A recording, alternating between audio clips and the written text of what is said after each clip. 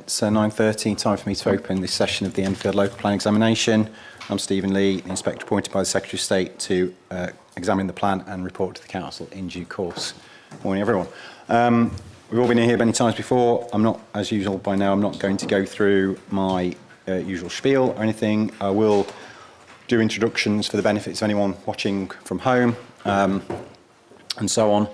And then I have a few housekeeping matters arising. I'll see if the council got anything matters arising. Then we'll get into the main business of the day, which are the policies relating to climate change, or I think the resilience and something. The last remaining policy SS2, the monitoring and delivery chapter, and then the policy on environmental protection. Given, I'll come on to this, but given who's wishing to attend for those sessions, we may move things around a bit. So, for example, rather than do all of the climate change session and then you all have to sit here until I've finished all my stuff and then we get into other things you want to talk about, we may, if there's policies you don't want to talk about, climate change will stop. If it doesn't cause any problems, go on to the other things, get those out of the way, and then you can go, basically, when you've said what you need to say, rather than hanging around, if that doesn't cause any problems for anyone. Might cause a problem for the stream. I realise we keep having to pause for different matters, but that may as well, it occurs to me that might be at least fair on people attending. But I'll come on to that. So, yes, first things first. And so, Mr. Reid, would you like to introduce yourself and Thank go you very around much, the table? sir. Thank you, sir. My name is Matthew Reid. I'm King's Counsel. I'm here with Mr. Dale Harris of Council. We're instructed by the Council to attend today. I'm Edward Jones, Spatial Planning Manager, Enfield Council. Catherine Orotsky, Project Manager for Heat Networks, Enfield Council. Vera Vida, Climate Action and Sustainability Lead for the Council. David Harbert, representing the Hadley Wood Neighbourhood Planning Forum. Matt Byrne, representing Better Homes Enfield and NCAF District Heating Network Working Group. Thank you.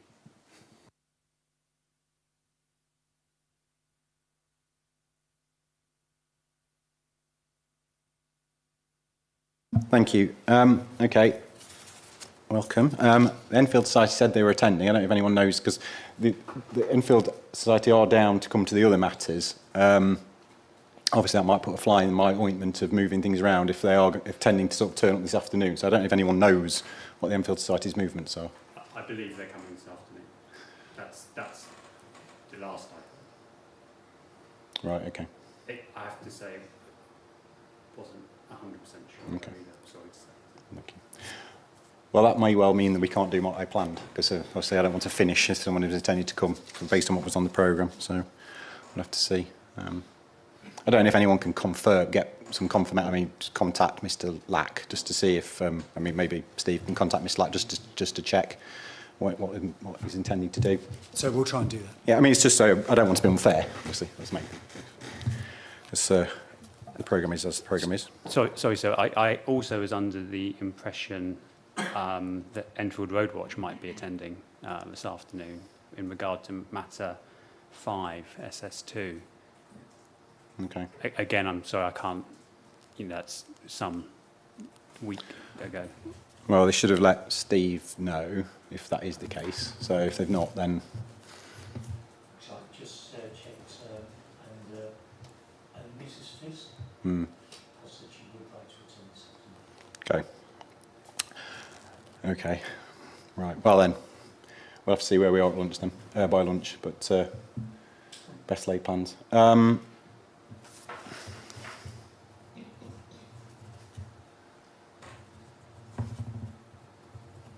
Not very much on SS2 to say, so I'm surprised.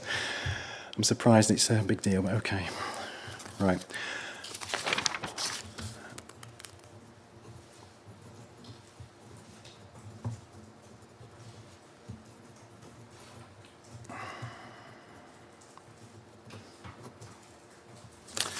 Right, well, we may have to just go, begging your pardons, you may have to sit and wait then until we go through climate change if you want to deal with SS2. I was hoping if we got through this climate change policies debate to roll straight into the roll straight forward, because everyone should be here.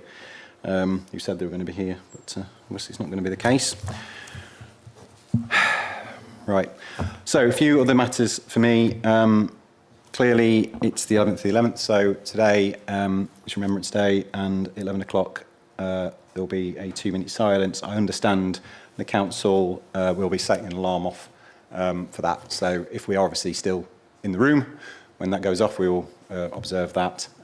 If it's opportune to take a break beforehand, then we take a break beforehand. Obviously, breaks are slightly fluid. Well, there would be one around 11 o'clock anyway, so we'll see. But obviously, if we're still in the room at 11 o'clock, then we will observe the silence, and the alarms will at least alert us. Because that clock over there, which I've been using, is now stuck at 2:20, which is so got to rely on my laptop watch. The second thing for the council regarding actions, and one action in particular. Is you referred me a couple of weeks ago to one of the actions from stage 2 was the council offered me an updated statement. I assumed it was going to be a statement to common ground with TfL on various matters that are being discussed. The council highlighted that some work that had been done a couple of weeks ago, and it was submitted. Mr. Reid indicated that it was primarily related to PL10 and PL11. You submitted that to me on the Wednesday or Thursday, I think, of the last week we were in here. Took, obviously, for various reasons, it took me a while to look at that, but I've looked at it. I asked through Annette whether or not the council was content that it covered everything, because the action was for a wider... Well, the action was from the council. You offered me something, but I assumed it was wider than what this statement. So I just asked if that was everything, and the council then confirmed that no, it wasn't everything. There were still some of the things that were likely to be needed to meet the action, and there was discussions going on. So as far as I'm concerned, I'm not accepting what you've submitted so far. There's not a lot of point. I'd rather just have it when it's done, rather than keep getting piecemeal ad hoc. There's been a bit of a pattern of ad hoc sort of bits of things coming out. I'd much rather it be the final. Obviously if that ends up being the final thing and you can't agree anything else with TfL, fine, that's fine. By all means submit that, but I would like it if there's an expectation is going to be something else. I don't want just like accept that and then 2 weeks there's another bit, and then 2 weeks more there's another bit. What I will do once we've got obviously you're collating a list of actions from this stage. Not anything from the first 2 weeks, but that's fine. I think that's logical. There's not been a lot of time, so I expect a list in due course for all 3 weeks of this session. I can obviously, once that list is agreed, I can see what there is outstanding. Some of that's going to be about main mods, so that's fine. Some of it might be extra work, extra action. So once all that's in, I'll be setting some deadlines for some of anything that's outstanding, and then it'll be whatever you've got by the deadline. There may well be, and I'll come on to this tomorrow after we've finished, when I'm sort of doing my closing remarks, or end remarks, about what I'm going to do in terms of other actions, but there may be some other actions that come out of this stage as well that need to be set out, requiring extra work. So well, I'll cover that, but yeah, I'll be setting some deadlines for that. So at the moment, I don't think there's any point accepting it. It's not prejudice anybody, because clearly it will be available at some point, and it will probably be maybe consulted on along, so at least put on alongside main mods for consultation, so it's there. Depending on what influence, or if any, it has on my thinking. The other thing that's obviously happening at the moment is the New Towns announcement focused consultation I did about procedural issues. The deadline for that was last Friday. Obviously, I only received what has been submitted sort of yesterday, and with travelling and everything else, I've not had a huge amount of time to read them, so I've not got through them all yet. It was quite clear from my initial looking at things, though, is that there are certain ones that I won't be accepting. They're not, they're outside the scope of what I asked for, or inappropriate comments, or just trying to reopen debates which have already been discussed. So they're not acceptable and won't be accepted. Then there's a sort of category, middle ground, if you like, where yes, the answers have been, they have addressed the points that I was asking for, but also gone beyond. So I've got to decide what to do about those. It may well be, we'll have to see what we do about those. And then there are presumably, not found that many yet, but presumably ones which actually do stick to the brief and say what they were meant to say. So there also seems to be, I've got some some template letters as well, by the looks of it as well. So I don't know if there's been some kind of orchestrated approach to things, which not really the purpose of the exercise. But some of this is to be understood and expected. Not everyone's involved in the process and everything. So that's fine. So before I can share those, or because obviously they were letters to me, not the council. So before I can share them, I've got to go through them. I've got to decide which I'm accepting, and so on, and how we're going to go about that. Then I'll have to share them before they go on the examination website. Clearly, there's got to be some redaction going on. A lot of them are replies to emails rather than statements. So there's a lot of information on there that shouldn't be there, or at least shouldn't be set out. So it could be a little while before they are published, basically. So just manage expectations. It's not going to be an immediate thing before they're shared and published, because there's a little bit of procedural work to go through. And obviously, I'm here this week. So then clearly the main task of that, though, is me to go through them, but looking for the substantive comments to see if there's any need for me to have any further discussions. That will be, again, alongside some of the other outstanding actions, determining whether or not there's need for a wash-up session or sessions at some point in the future to be determined. But again, I'll probably pick up on that again tomorrow. I just wanted to raise that now, just in case people are expecting them all to be published today, because the deadline was on Friday. That's not going to be the case. And as I said, I was going to hopefully run in this afternoon session to this morning, but that may not be possible now. So we'll see how we go on. But the climate change policies are fairly detailed, so it may well we get to lunch anyway, or there or thereabouts. So it may not make a huge amount of difference. So. Okay. Any other matters arising, Mr. Reid? No, thank you very much. So you've dealt with all the things that we were going to raise, so I don't need to deal with anything at the moment. I was wondering whether I should indicate at all any breadth of the discussions that's been had with TfL, but it would be, I think, unnecessary and serve no real purpose for present. No, I think it's fine. Yeah, I think the action was fairly broad. I mean, again, it came from we were in a lot of discussions about TfL issues during stage 2, and I was told a lot. Oh, we're having discussions about this, and we can update you. So I took it. It's an action, if you like. I was accepting the council's position on that, but it can be. I can't wait forever for it, but clearly, there's also no point in giving it me bit by drip feeding me. Really, I don't think. So that's fine. Okay. Right. Okay. Any just from your side? Any queries about what I've just talked about?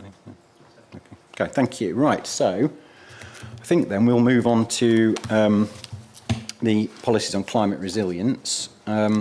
What I should do.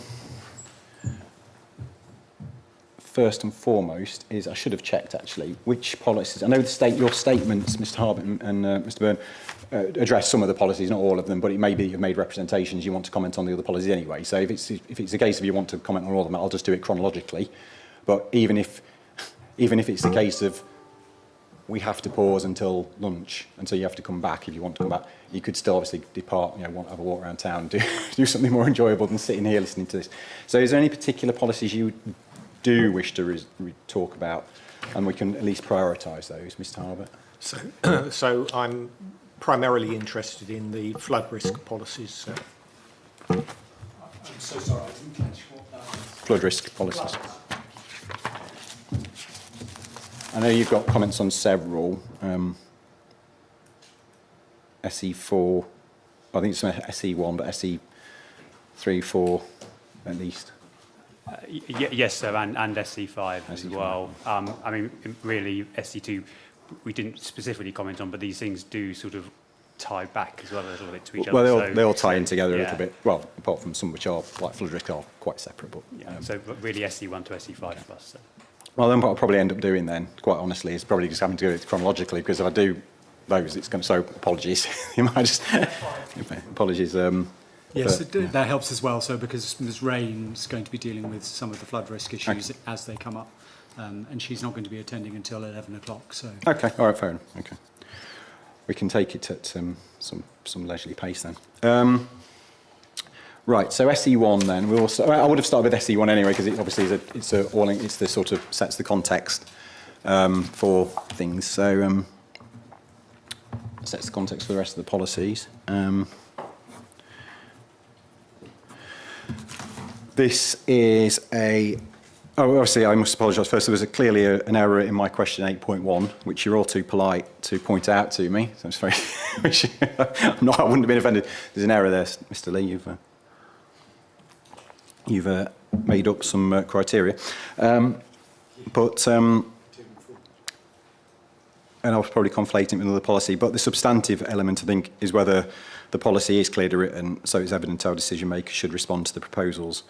But this is clearly a strategic policy, and it starts off the council will. So it's a little bit different. Again, some of those strategic policies which say all development will, which again implies it's about development management and how you're going to require things. This is slightly different, and it does talk about working with partners and so on and so forth. So it is a slightly different thing, and I think when it talks about ensuring development proposals support and contribute or requiring developments to embed design, there's sorts of things which are, I think, to be read as not implying that every development must do this. It's more about what you're seeking to achieve. So I think it is a slightly different animal to some of them. I think it probably, as I've been going through more and more of these policies, it's if it wasn't already obvious to me, it is quite obvious how there's quite a different approach in a lot of these strategic policies. Some are very much like this, some are very different. It's not quite the coordinate, if I'd say, a consistent approach to how some of these have been written, which can cause a few problems. But when you read it as a whole, I haven't got huge numbers of issues. Some points have been picked up about the different criteria. One thing I would say is whether or not, how this does relate to relevant policy in the London Plan, and if it repeats them, is it actually needed? This is coming back to a constant theme, really, and the way I see it at the moment is you've got several approaches to the London Plan. You've got some policies which cross-refer to it, but then cross-refer to it full stop. Some policies which cross-refer to it and add a bit of local colour or flavour. Some policies which copy it verbatim, or only copy bits verbatim, and then some which are a bit of a hodgepodge of those approaches. So whether it needs to be consistent through the plan, how you deal with the London Plan or not, again, I'm not something to think about. But again, is this a policy which basically just, repeats the London Plan, or does it add some local flavour? Is it needed? Well, I think Dr. Jones will have something to say about this, but the approach is to make sure that there's a focus on the issues arising in respect of climate resilience. And this policy is a central policy seeking to direct applicants' attention to those particular matters. That's why it's there. And so long as it's consistent with the London Plan, it wouldn't affect the soundness of the plan for it to remain, is the overarching point. And just adding to that, the intention of the policy is to kind of set out our overall strategic approach to addressing the climate emergency. We're aware that the London Plan sets quite a clear approach that we have to respond to. So the intention of this policy is to kind of follow that approach, embedding the net zero carbon aspirations of the London Plan into Enfield policy, and where appropriate, responding to the requirements of the London Plan and making them relevant to an Enfield context.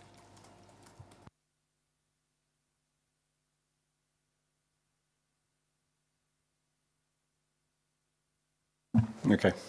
All right. Okay. I only had a couple of questions myself about the criteria, but some points have been raised, so we may as well pick them up. I'm not going to go through every criterion, just the ones that I think issues have been identified. I think Best Homes Enfield et al. Raised an issue about the climate, criterion 1 and the climate action plan, referring to the climate action plan. And then the specific one, I think it's a general point, isn't it? Again, the approach to policies in the plan is a bit inconsistent when it talks about sometimes it talks about the version of the document that exists now, and says or unless superseded, for example, or until superseded. Sometimes it refers to the document as now, which of course could become very out of date. I think just as a general rule of thumb, whether it's a soundness issue or just an additional modification, whenever you're referring to a document, it would make some sense to at least say, or successor. I mean, you shouldn't have to. I mean, logic dictates you shouldn't have to, but we all know that there's no more pedantry people than planners. So, some people could at least say, well, you didn't refer to the new one. So anyway, I would suggest that is amended.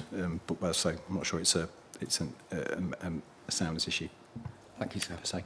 I had a point on criterion 4 about gas connections. I did ask about this, and I wondered whether it would be justified to suggest that there would be no new gas connections, and whether that was internally consistent.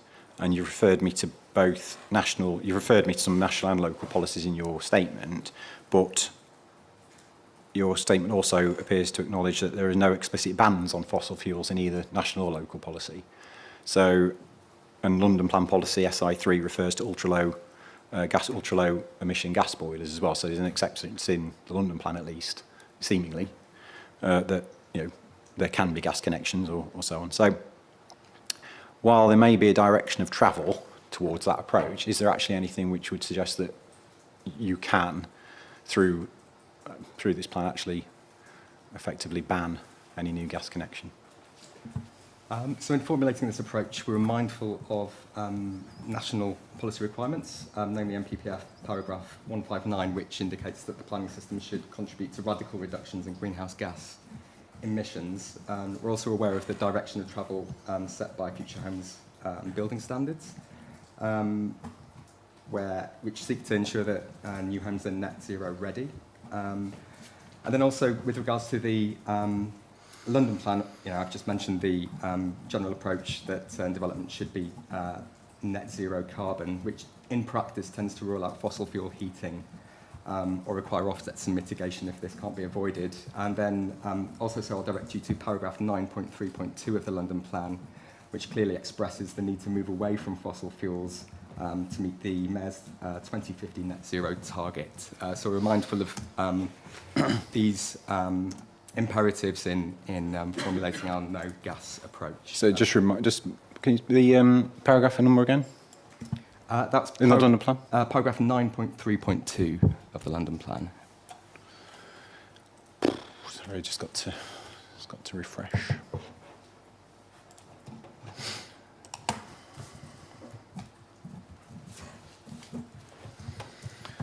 Beg your pardon. This is for some reason the London Plan seems to want to, it was already open, but I've got to refresh it. It seems to take an absolute age to open. And that's page 349. Thank you.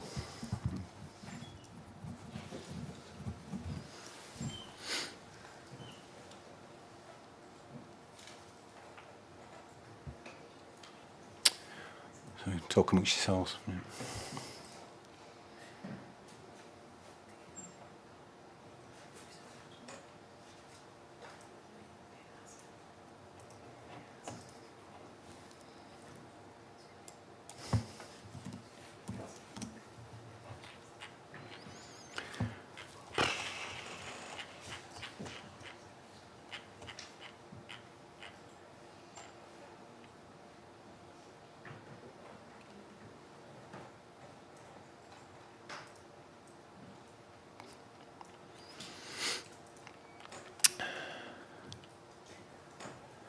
So, okay,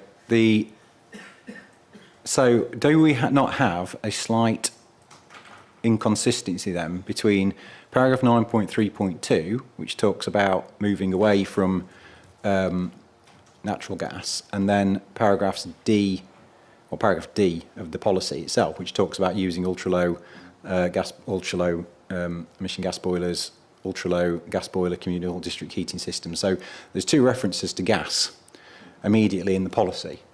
And if I've said it once, I've said it 1,000 times.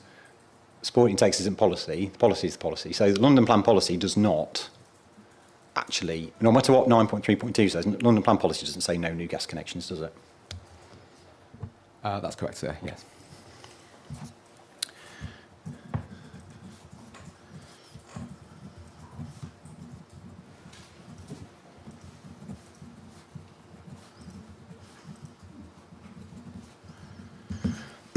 Okay. Whether we'll come back to it or not, but my thinking on this will obviously be influenced by there's something else further on about this issue as well when we come on to district heating, I think. So I won't labour that too much more now. Something for me to think about anyway.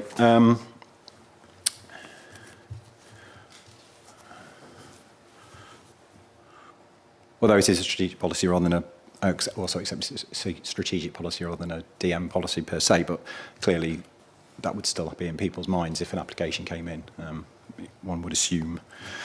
Criterion 5 does refer to ensuring development proposals support and contribute to the expansion and decarbonisation of the borough's existing heat network and maximise energy deployment of renewable energy. But SE4, and we'll come on to this, does actually allow for situations where connections can't be made. I think I'm right in saying. And I think another point that's been made is that, well, also there may be situations where connecting to, or there might be alternatives connecting to the heat network, which actually may be preferable, or at least perform as well as, if not better, than connecting to heat network. So it's, again, notwithstanding the fact it's a strategic policy, and SE4 adds the meat on the bones of that. Is Criterion 5 being slightly misleading, both into A, is it being slightly misleading in terms of it's not an absolute requirement, and B, that there may actually be alternatives to doing that, which may get you the same or better results? Yeah, so the intention of the policy isn't to, you're correct, sir, the precise requirements with regard to decentralised energy is that we'd like developments to connect to the network where the provider is willing to connect to the development. And so we're seeking to essentially support the expansion and decarbonisation of decentralised energy networks in the borough, as well as encouraging other measures to improve the sustainability of energy sources. So this is in line with the energy hierarchy set out in the London Plan, which talks about Be Clean, which is supplying energy through heat networks, but also Be Green. So that's ensuring that energy can be, or heating can be supplied to properties through, for example, photovoltaic electricity generation and heat pumps.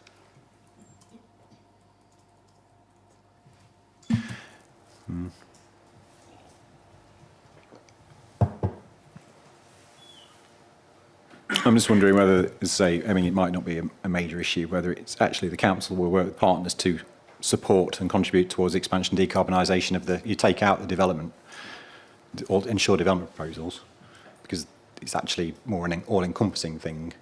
And as part of your strategy, you may well be requiring proposals to do that, but you're proposing, so I just think it may be slightly removes any potential for misinterpretation or inconsistency with SE4.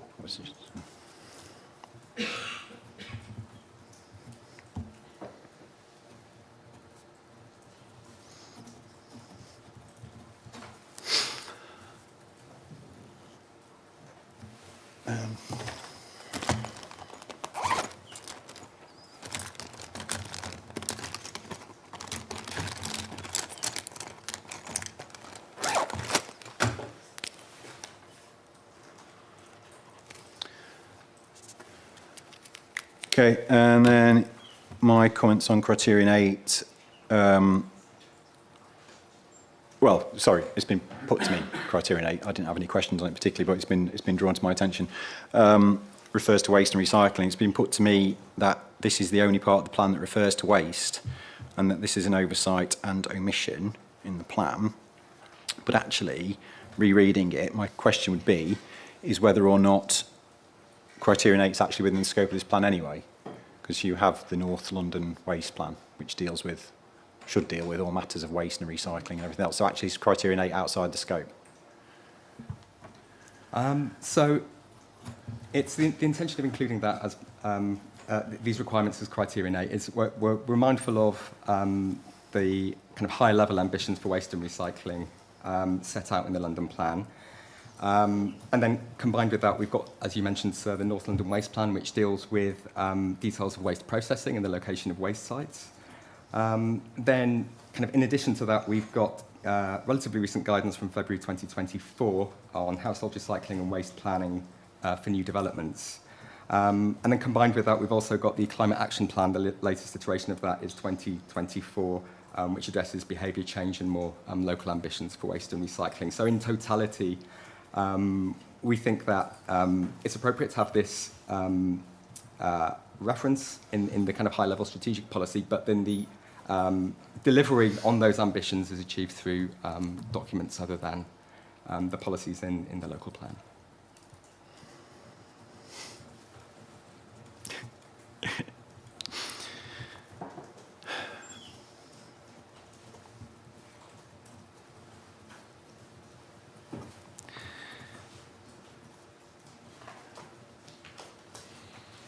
Okay.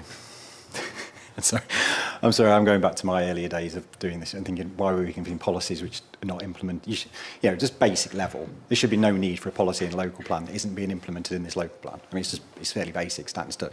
Now, it's a strategic policy, I understand that, but it's a symptom, I think, of wanting local plans to perhaps start looking beyond slightly, being all things to everybody, and we say everything we need to say, and naturally, that's why we've probably got 600 pages of plan, because you're putting in stuff you didn't need to. But anyway, okay. Just one point on this, I think you touch on obviously the right answer, which is that this is all dealt with through another plan.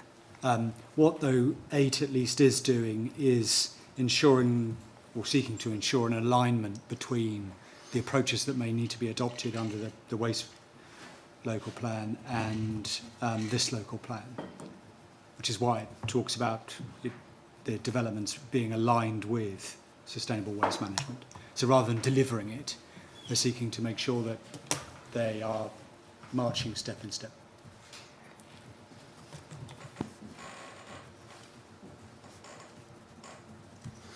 Okay, thank you. And then my last point was, it's a question I asked, and probably just a bit of a throwaway thing really about, in practice I probably understand what you mean by build on policies T1, T2 and T3. It didn't really get it. Doesn't really say anything, does it?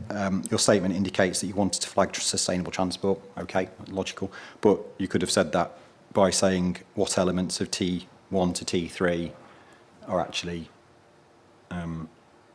relevant to responding to the climate emergency. So it might be, whatever. Or okay, so partners 2 deliver sustainable transport, which is in line with T1 to T3. I mean, this is a classic policy where if you want to do, you could just there'd be a lot of cross-references, wouldn't there? So, C8 would cross-refer to the North London Plan, perhaps, or North London Waste Plan. Criterion 4 would relate to, criterion 5 would perhaps cross-refer to SE4. You could have a lot of those. Whether you need them or not, I don't know. Probably not, but just that could have been done. So again, it's a relatively minor issue, I think. Very minor issue, in fact.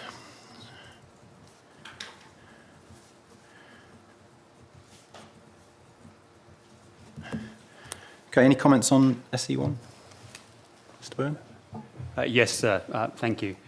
So SE 1.4, we picked up on the issue about gas connections, which whilst we would support that, in a sense, we don't think it's actually workable. So I've made a suggestion for deleting that and focusing the strategic priority on what we think it's trying to say in terms of a strategic policy. In terms of criteria 5, this sort of foreshadows a lot of our comments about this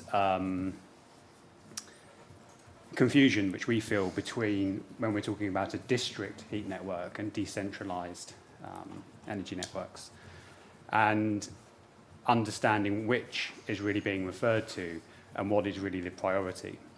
So in terms of, as we say in our statement, there seems to be in SE 1.3 a priority for on-site renewable energy, but then in SE 1.5 for need to contribute towards a energy network which is not generating its heat on site. And this comes up a lot in more detail as we go through this, so this might not be the place to deal with this in its entirety, but I just wanted to allude to that. In terms of SE 1.5, I think Mr. Jones's comment, Dr. Jones, sorry's comment, talked more generally about decentralised heat networks, but this policy specifically references the borough's existing heat network, not plural, not decentralised energy networks. And this is exactly the point which we're trying to make, that there's this confusion between talking about this very, very large-scale district heat network, on the one hand, which may be appropriate in some circumstances, and a decentralised energy network, which can be much smaller in others. And we felt this confusion went throughout this section, really. In terms of the matters regarding waste and recycling, Dr. Jones referred to the climate action plan, which we did feel needed to be referenced in terms of waste and recycling, although that doesn't set out any specific, as far as we can recall, any specific guidance for developers. And Dr. Jones correctly referred to the latest waste and recycling guidance for development, but we don't think, and we may be wrong, it's actually referenced within the policy at all. So you're not telling anyone to actually go and look at that. So we've made a suggestion for an additional development management policy in our representation, which we felt is largely based on your existing policies, which is trying to, as I mentioned previously in the last sessions, we try and go through this as a developer and try and understand, do we know what's required? And the answer was, and we know that the waste and recycling guidance documents are there, and the climate action plan, and we came to the conclusion that we didn't, and this was what we thought was required. Thank you, sir. Okay, just to clarify, because obviously the existing local plan's not before me. Well, it might be in the evidence base, but that's not something I've necessarily perused that much. Is this a policy you're talking about that's in the equivalent document to this? So it's not a waste plan. It's the development, the local plan. Correct, sir. It's in the DMD 2014.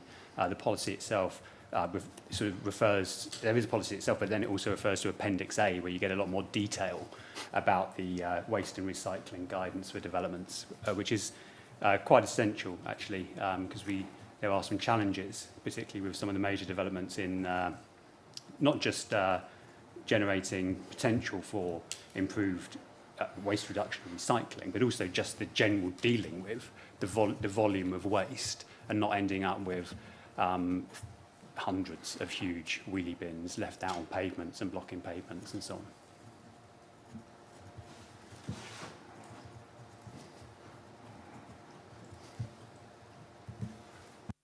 Thank you. And to respond to those points, Mr. Reid or Dr. Jones? Just on the issue of decentralised energy versus on-site renewable, the intention of policy is to encourage both in line with the energy hierarchy set out in policy SI2 of the London Plan. That includes provisions for Be Clean, which is exploiting local energy sources such as secondary heat, as well as Be Green, which is maximising the opportunities for renewable energy on site. So that would include solar PV. So we're encouraging both in line with the London Plan. Why, why, if you're seeking to further the London Plan's policies on this hierarchy, why does the policy not just refer to the hierarchy? And then there's no dispute. Clearly there's a London Plan policy that says this. We are supporting that and trying to further it. Why not just say that instead of arguably? I mean, I could sit and decide whether or not they are confusing criteria or not. But somebody said they are. So let's just say, wouldn't it be simpler then if that's all the policy's doing is trying to say we are going to implement what the London Plan says, then why doesn't it? Because there's no reference to the London Plan in any of this. So, well, sorry, I beg your pardon. Right at the end of paragraph 4.5, it does mention it. aligning with the energy hierarchy outlined in the London plan. So actually, couldn't the policy just say that? And then, if you want to give examples.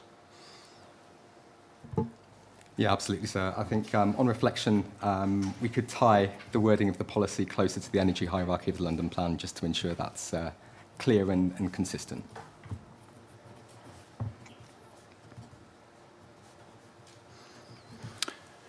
Okay. Well, it's one I'll think about. Yeah, I'll give some thought. Not an action yet, because there may be some other changes, but potential action. For me, well, something for me to think about. The other thing was about this. So if you've got a policy already, I know what you were saying about, and I asked the question: is criterion A, if this is the only criterion in the plan which refers to waste and recycling, and I was, what is that part of this plan anyway? And you were sort of saying, well, yes and no. But if there is a policy in your existing local plan, this is ostensibly replacing, which covers these issues, then why? So which would imply there is something within the scope of this plan which the plan could refer to in more detail. So is there a particular reason you haven't carried that forward? I think the intention, sir, was we did consider carrying that policy forward, but then on reflection, given that the North London Waste Plan has been was adopted as we were going through plan preparation, and the London Plan came in after our DMD. So given the kind of developing kind of wider planning framework had addressed these issues, we felt that the need for a specific policy, and specifically a DM policy, would be superfluous. So that was the thinking behind this. Okay. So the North Wales, as far as you're concerned, the North Wales London Plan covers everything that it would need to in that respect. I think it's the London Plan, North London Waste Plan, and the local level guidance we provided on kind of practical details around kind of recycling bins and things like that. That kind of totality of guidance would be sufficient in addressing the issue. Okay. So can I just say, to the extent that there may be any gap that does arise, something that perhaps Dr. Jones can indicate, which is whether there would be any in principle objection to some policy like that being inserted. If there was found to be a gap, then we're certainly happy to include appropriate wording within the local plan to address that gap.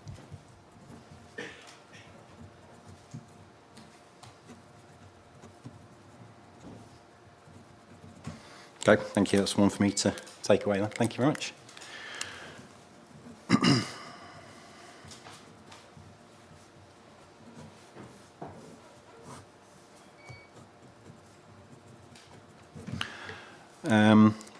And we'll come on to this. As I say, some of the issues around district heating network, singular versus decentralised, more plural, I think we'll come on to when we get into SE4 a bit more anyway, I guess, but it might all flow back. Mr. Harbert, you have a comment? Just an observation, but trying to link the statements in this overarching policy then to the rest of the plan. If we look at point 11, safeguarding the role of the natural environment as a biodiverse resource and as a carbon sink, there are no policies in this section that I could see that directly relate to how that might be achieved. And obviously there's quite a large conflict with the amount of land that is proposed to allocate. Yeah, I'm not going to get into that. I don't want to, because we've had the debate. No, I understand. I understand, but I can't see where the policies are that then deliver that aspiration. Okay. But I may have missed them. They're not in this section. Well, no, well, they may be in the plan as a whole. And they're not referred to. No. The plan should be read as a whole. I mean, safeguard the role of natural environment as a biodiverse resource. If you put a full stop there, then should be chapter, the blue and green infrastructure chapter. I can't remember which number it is. So that's where that would be. I mean, in defence of the Gals, I would say if you have to try, every chapter has to reflect every single policy. It's not going to be 600 pages, which is frankly too long. It's going to be tens of thousands of pages. So I think the carbon sink issue might be a slightly different issue in fairness to that. But point taken, Mr. Byrne. Thank you, sir. Just to say, I mean, the North London Waste Authority report is interesting, the policy, but it's, again, a strategic policy. I mean, we've brought it up within this strategic policy context, but our particular concern is really, as we say in our statement, around the development management side of things and actually working out what it is you have to do as a developer and a decision maker when you're actually designing buildings and services and so on and so forth. So it's not, we're aware of the North London Waste Authority plan. We've read it, it's open in front of me. It hasn't got that kind of guidance in it.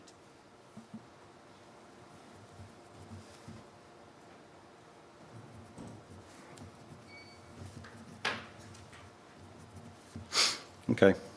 I'll take that away with me, I think, both those points.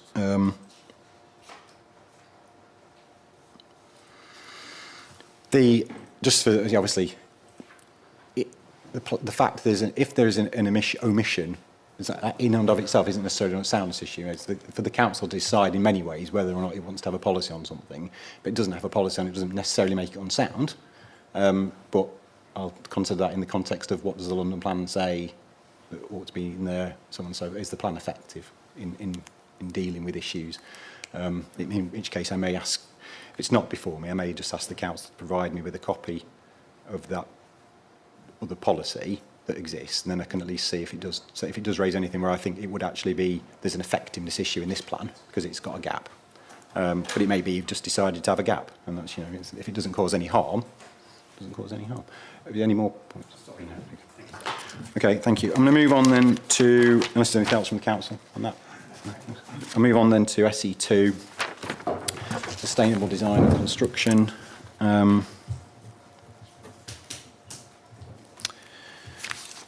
Sorry, let me make a note of the action.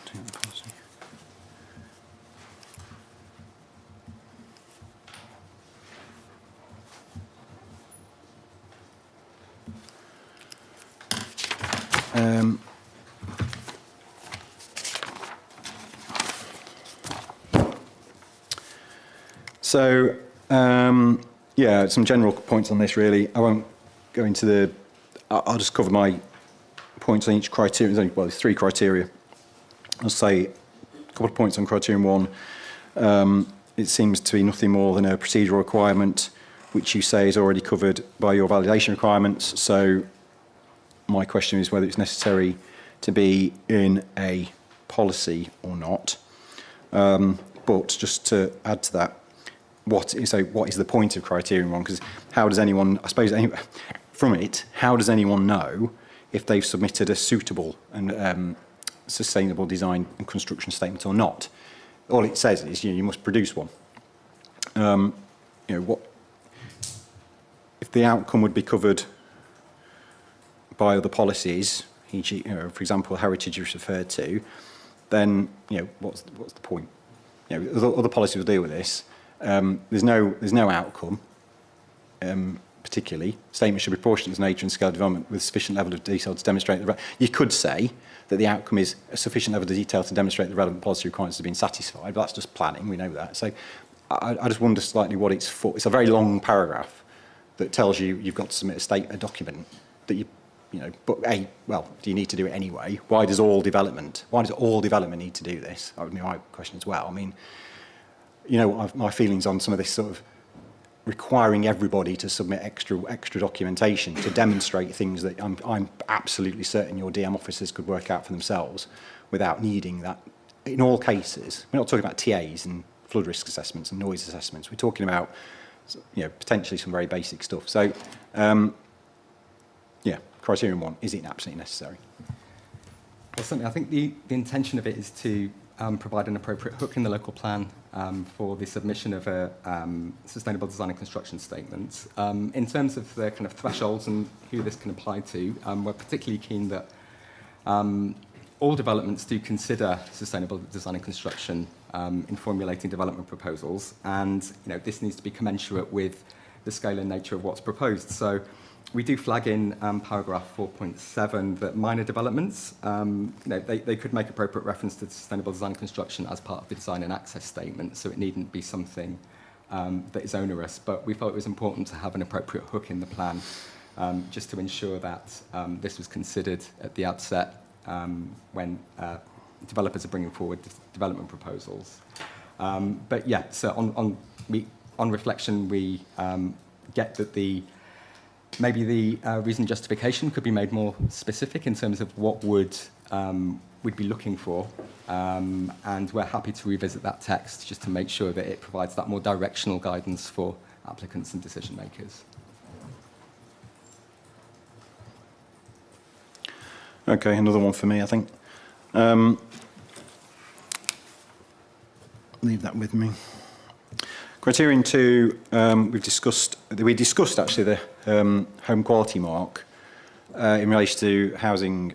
I think it's D13 perhaps policy, or maybe H3. This is what I mean. You know, again, which policy was it? Who knows? Who can remember?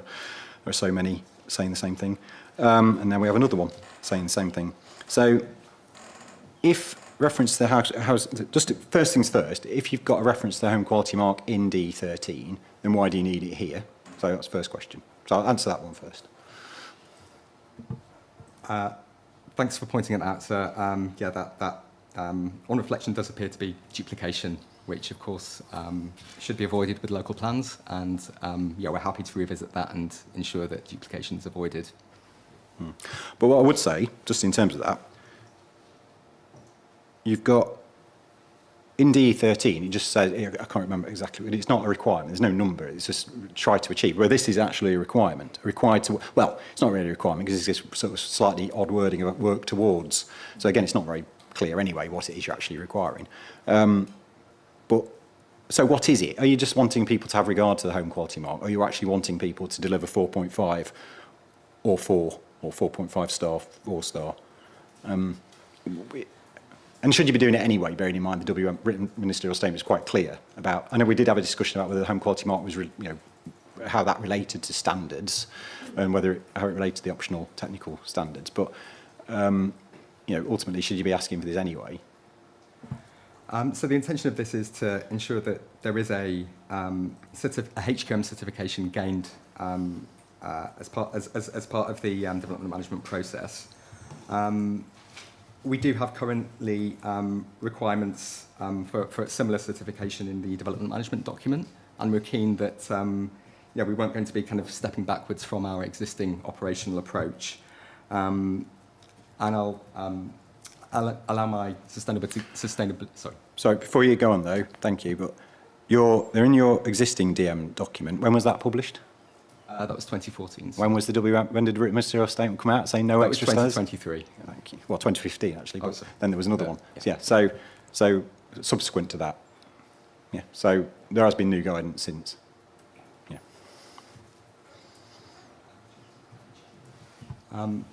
But we also are keen that new residential developments meet HQM standards, because they deal with a kind of broader range of sustainability aspects, which extends beyond what's set out in this chapter of the local plans. So, we're keen that developments perform well in terms of sustainability in the round, which is why we're keen to ensure HQM compliance for new development coming forwards. And my sustainability colleagues might want to add greater detail in terms of the specific benefits of aspects of HQM, if that's helpful, sir. It might be, but I'm still trying to get to the bottom of, though, is this, and perhaps we are going over old ground because we discussed it in D13. I'm probably trying to just remember what the actual outcome of that discussion was in terms of, does this go beyond, is this relevant to this ministerial statement which says, you should not be setting additional standards?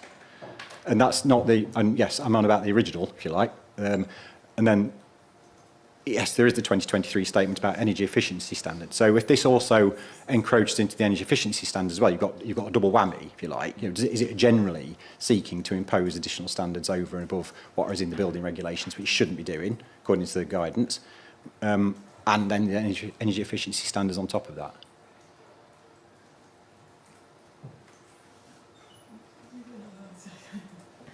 There's a lot to unpack there.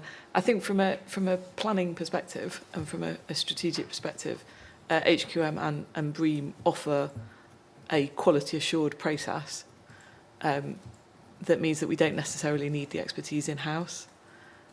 If planners or staff officers had to review all of the sustainability standards that are outlined within HQM, the expertise is quite significant.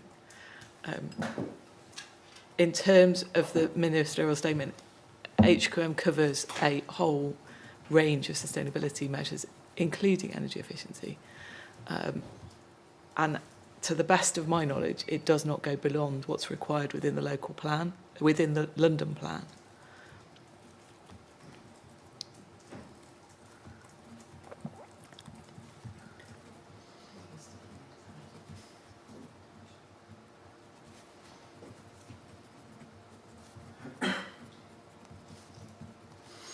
Okay, thank you. Obviously, for me to think, another one to think about. In terms of the wording there, if we're thinking about, if you take it, just for sake of argument, the reference to the HQM can stay. If it does stay, is the working towards achieving 4.5 with a minimum of 4 actually clear? Is it, so it's 4, isn't it, really? You want 4. Yes, sir. I think the intention of the policy was to provide a bit of a stretch target to encourage developers to kind of meet higher standards if that's possibly feasible on site. But yeah, just mindful of effectiveness really, and the need for clarity. We are suggesting a minimum certification level which should provide that kind of absolute requirement. So yeah, we're happy to revisit the wording just to avoid that potential for confusion. Okay.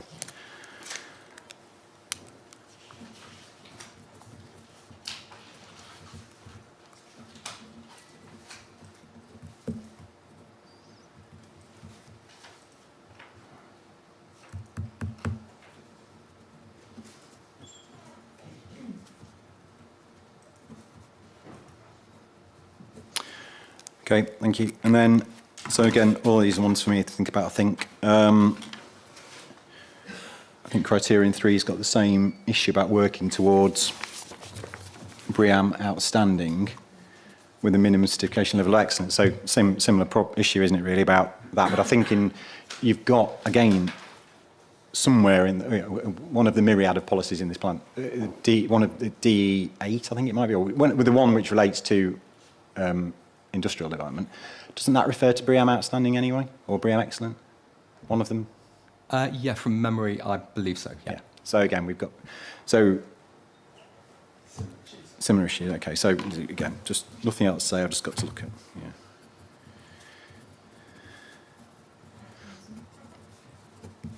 Sorry, I just wanted to note, having gone through this many times, there are minimum standards in BREEAM, particularly for outstanding, and the same for HQM. So the policy allows that where it perhaps isn't possible to meet the minimum standards for outstanding to achieve an excellent. Well, I'm always pointing this out. That might be what you think it wants. That might be what you want. It's not what the policy says. The policy says working towards. So if you want outstanding, then you've got to say minimum requirement of outstanding. The working towards is not going to get you anywhere, because a developer will no doubt come along and say, your policy doesn't require me to be outstanding, it requires me to be excellent. So you've got to be, words matter. So, so at the moment, it doesn't say outstanding. Let's just check what remind myself which DE policy it is. It is DE8. My memory was right. Is this the one that talks about it? Or is it another one which talks about it? Or maybe I'm getting confused and there is no other policy relating to it. I'm sure there is somewhere.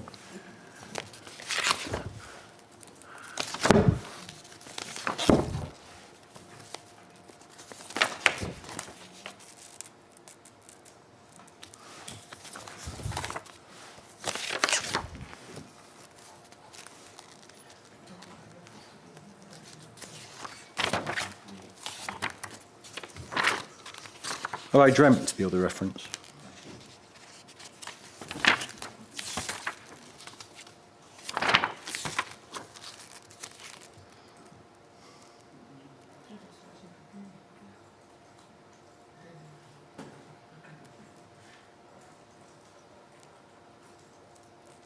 But it's not in DE8. Maybe I've dreamt it.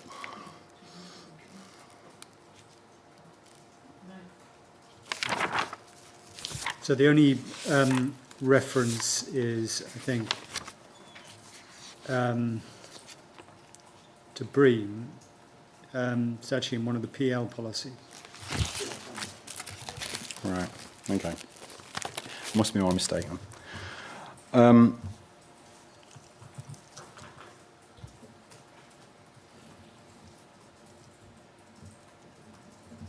Okay. Anyway, sorry, slight digression there.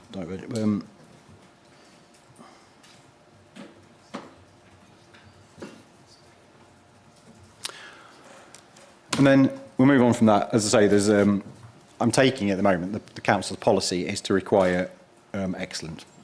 And then, so that's what I'm going to assume you mean. So in terms of whether that policy needs to be changed for effectiveness, I'll come back on to achieve that. Paragraph 4.8.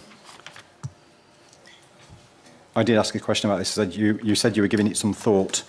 So it seems like you were saying that SE3 to SE5 could override this policy. So I guess if that is the case, what's the point of the policy? But you said I think your statement said you were giving it some thought. So would you like to tell me what the outcome of that thinking is? Yeah, of course, sir. We have provided a table which I'm aware that it's not before you at present. But maybe I'll defer to my colleague, Ms. Orotsky, who may be able to shed some light on the comparison between BREEAM assessments and those required as part of this chapter of the local plan.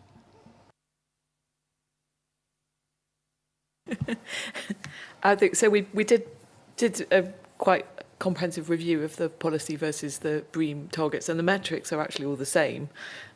It's the specific targets that may vary, but the other thing is variation in the future.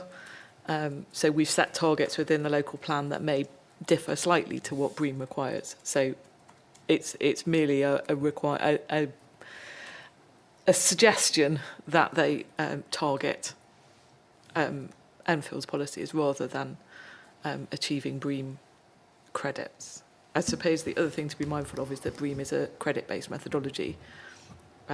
So this is a direction to target credits in a certain way rather than necessarily trading off for those particular issues. So, sorry, somebody understood it. What is set out in SE3 to 5, where you've got standards, particularly SE4 has got a lot of standards, you're saying that they are different and higher than what is in BREEAM and in the home quality mark?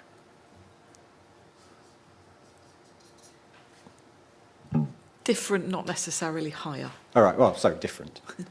So they could be lower. So in one policy, you're saying achieve a minimum of certification of a 4 for home quality mark. Is that justified or not? It's for me to think about. And then obviously in criteria 3, you say you must meet at least excellent. And then you've got another set of policies in other parts of the plan, well, all the parts of this chapter, which say, actually, we want you to deliver these standards, which, irrespective of whether they're higher or lower than what's in SE2, they are different to what's in SE2. So, just as I'm saying, if I'm an applicant, aren't I going to go, well, what do you want me to do?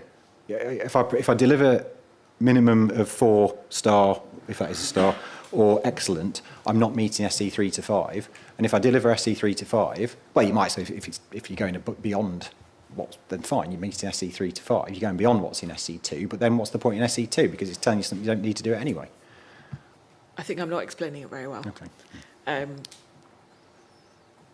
BREEAM and HQM, we'll just say BREEAM for the sake of brevity, because they're credit-based methodologies. All we're saying is, if you've looked at, so as an assessor, I would look at the credit distribution within for a development, but for the policy purposes, I'm saying, okay, actually, I've got this particular target. I might not need that to achieve the credit. I might not need that to achieve the rating I'm going for within HQM. But what we're saying is, no, you've got to do it this way, even if that's even if that changes your credit distribution. Is that any clearer? Not really. Sorry. Not really. What I think is being said is, Ms. Orotsky, is that there's a methodology that's set out in the subsequent policies, which will together arrive at achieving the aims of SE2. So that's as I understand the position. Okay. Right. So if you meet, say, the myriad of requirements in SE4, you by definition will have met SE2. Mr. Watts, can you... Yes. Okay. Still question why you would need two policies saying the same thing, because if you meet SE4, then you've done it anyway. So why is SE2 even an issue? I don't. There's a question as to whether or not there's a necessity to have that overarching point, but the overall achievement of the objectives is what's important for the council's purposes.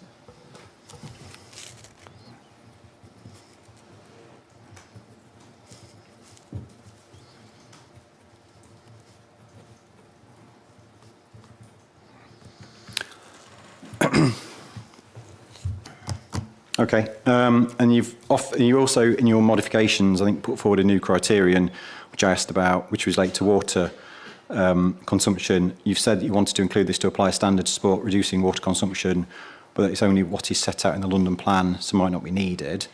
So it's interesting. I think this could fall into these awkward categories of things where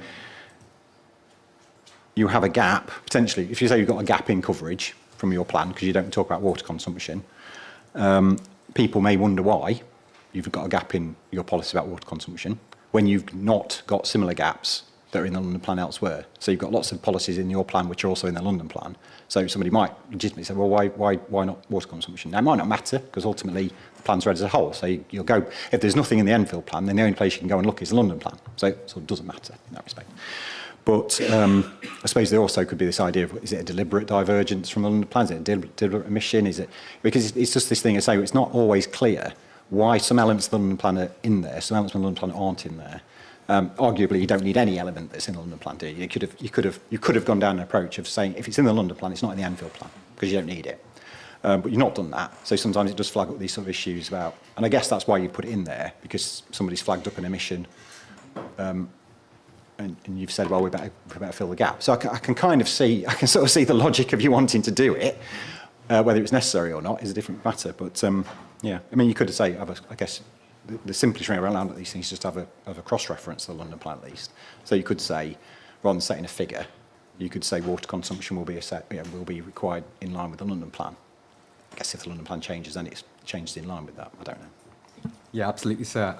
I guess that the same intent could be kind of delivered upon with a cross-reference to the London plan as part of the reason justification, rather than kind of embedding that specific target in policy. So yeah, that's something we could. That's a change we could make. Okay. Again, leave that one with me. I think with all these things, obviously, there's always a risk, I suppose, that if you cross-refer to the London plan or rely on the London plan, and the new London plan comes out and decides not to have a policy on it, then there's a gap. So you could be cut out. But then again, it's still the point is the plan is read as a whole. The London plan's there.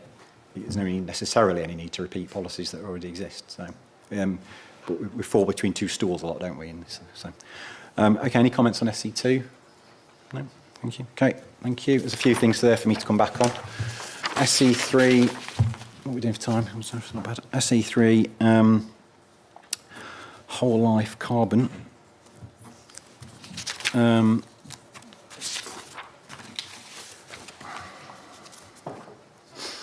So we have another document that people have to produce, a circular economy statement. Just to check, I'm checking now, are these part of your validation requirements already?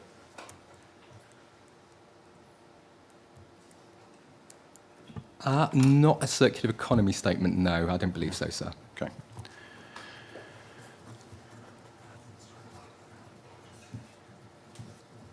So my colleague, Ms. Vida, would like to just chip in on that as well.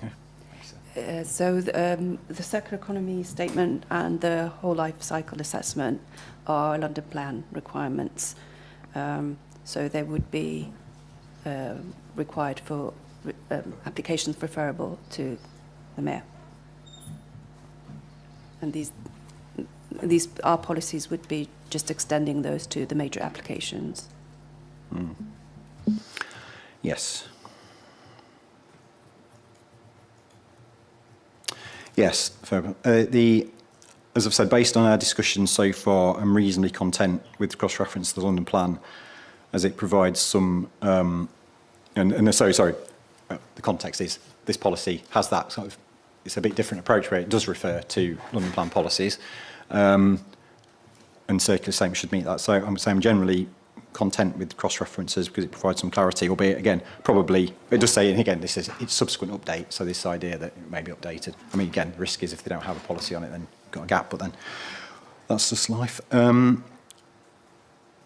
What I couldn't quite grasp from your statement on this is the extent to which this policy differs from the relevant London Plan policy, other than it relates to all major development, not just referred proposals. So you pick that out. And I note from London Plan policy SI7C that the London Plan supports lower thresholds for application of these circular economy statements. So in effect, I think, is that where you've taken your lead to be able to go down the major route because the London Plan gives you that scope? Is that? That's correct, sir, yes.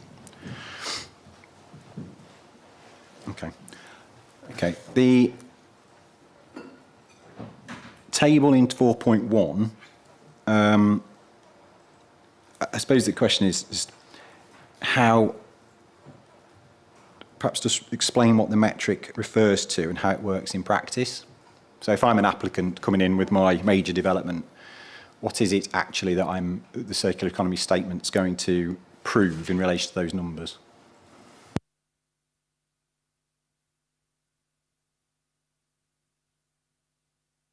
So the table 4.1 relates to whole life cycle carbon emissions. So yeah, in line with London Plan policy, what we're doing is requiring developments to calculate those emissions. Yeah, and and it's a kind of work to requirement as well. So we felt that it was important for developers to go through that exercise to calculate those what those emissions are likely to be. So yeah, but without having a kind of hard target. So we'd like them to go through the exercise just to understand the impact of the development in that respect, with a kind of work towards target to demonstrate their performance. Okay, so if an applicant comes in before 2030, let's say 1st January 2030, and exceeds the domestic figure, for the sake of argument, then it's not necessarily in conflict with the policy. Is this more of just we want to see how you're doing and use that as part of our overall planning judgment? Yeah, that's the approach taken by policy, sir. Yeah.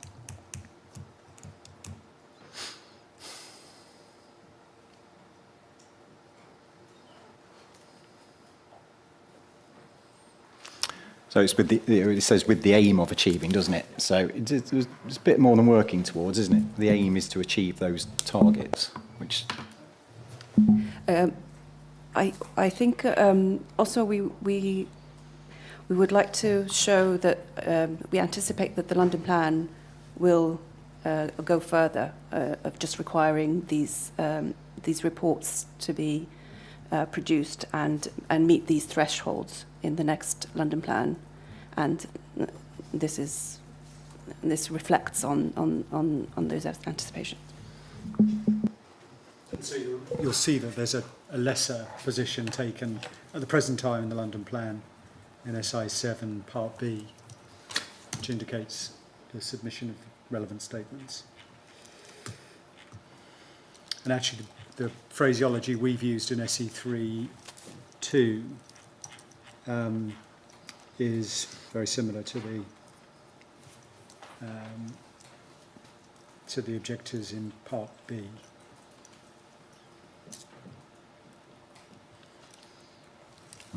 Okay.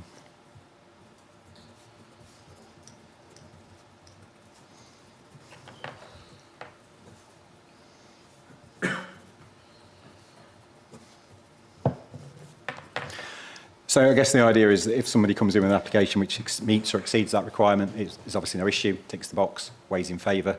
If it's not meeting the requirement exactly, then it's going to be how have they achieved it, how well have they achieved it, have they done everything they could possibly do? And then if it's significantly worse than the target, that would weigh against them proportionately to something which is just below the target, or something like that. But it's not an absolute hard yes or no. That's correct, sir, yes. And that is, and you're saying that's consistent with how the London Plan says, refers to it. Yeah, the imperative in the London Plan, Policy SI2 Part F, is that it's the calculation of those using a nationally recognised assessment metric. Okay. Again, for me to say. In terms of the standards, you've referred me to because I don't think SI. Yeah, well, you might correct me where the standards have come from. I asked where the standards came from, I think, and you said you referred me to a document, the LETI, and a 2020 document that is referred to in the supporting text. And I just want to double check how these targets relate to the London Plan itself. I'm not sure whether the London Plan actually incorporates targets or not. And I guess the other point would be, what is the basis for the jump between, well, you might have explained, sorry, the jump between 2030 and the post-2030 approach? Yeah, the London Plan has benchmarks, and these were calculated by LETI, to the London Energy Transformation Initiative, and based on research that they've done. So your benchmarks are effectively the same then, because they've come from the same source? Yeah. So you're not exceeding the London Plan?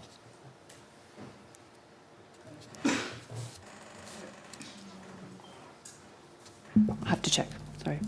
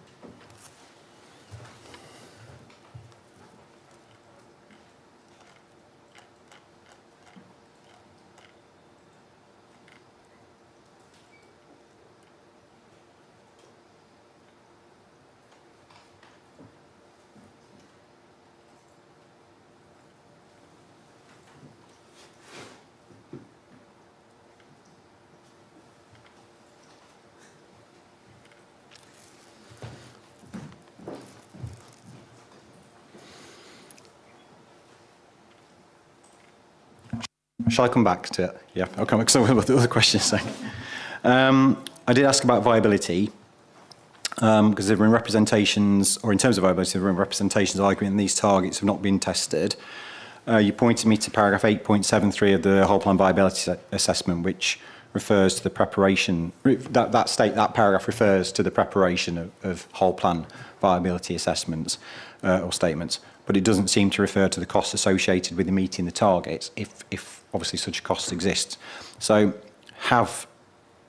are there any additional costs associated with meeting these targets? Is it a case of the cost of producing the actual statement is negligible? That's maybe okay, it's just a bit more extra work. But if it's the actual action, the outcome, isn't it? I couldn't quite see anything in the viability assessment which referred to the outcome. But sorry, just to answer my own question probably, is that also possibly because it is very much dependent, because there's not an actual minimum requirement, it can't be tested per se? That's correct. So yeah, it's not a kind of hard minimum requirement. So yeah, that's why it's been dealt with in such a way in the whole plan viability assessment. So it's in theory then, and I suppose so. It could be an extra, but I suppose if it's greenfield development, well, there will be costs associated, but they're probably subsumed as well within other costs, perhaps. Yeah. Okay.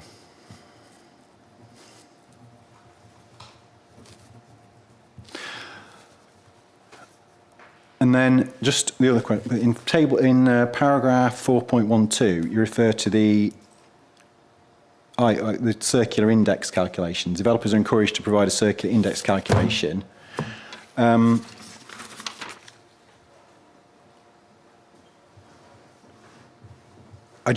and I didn't ask a specific question about this, but I just wanted to understand how that relates to table 4.1. It seems like you've said that the use of the circular index isn't a mandatory but an option.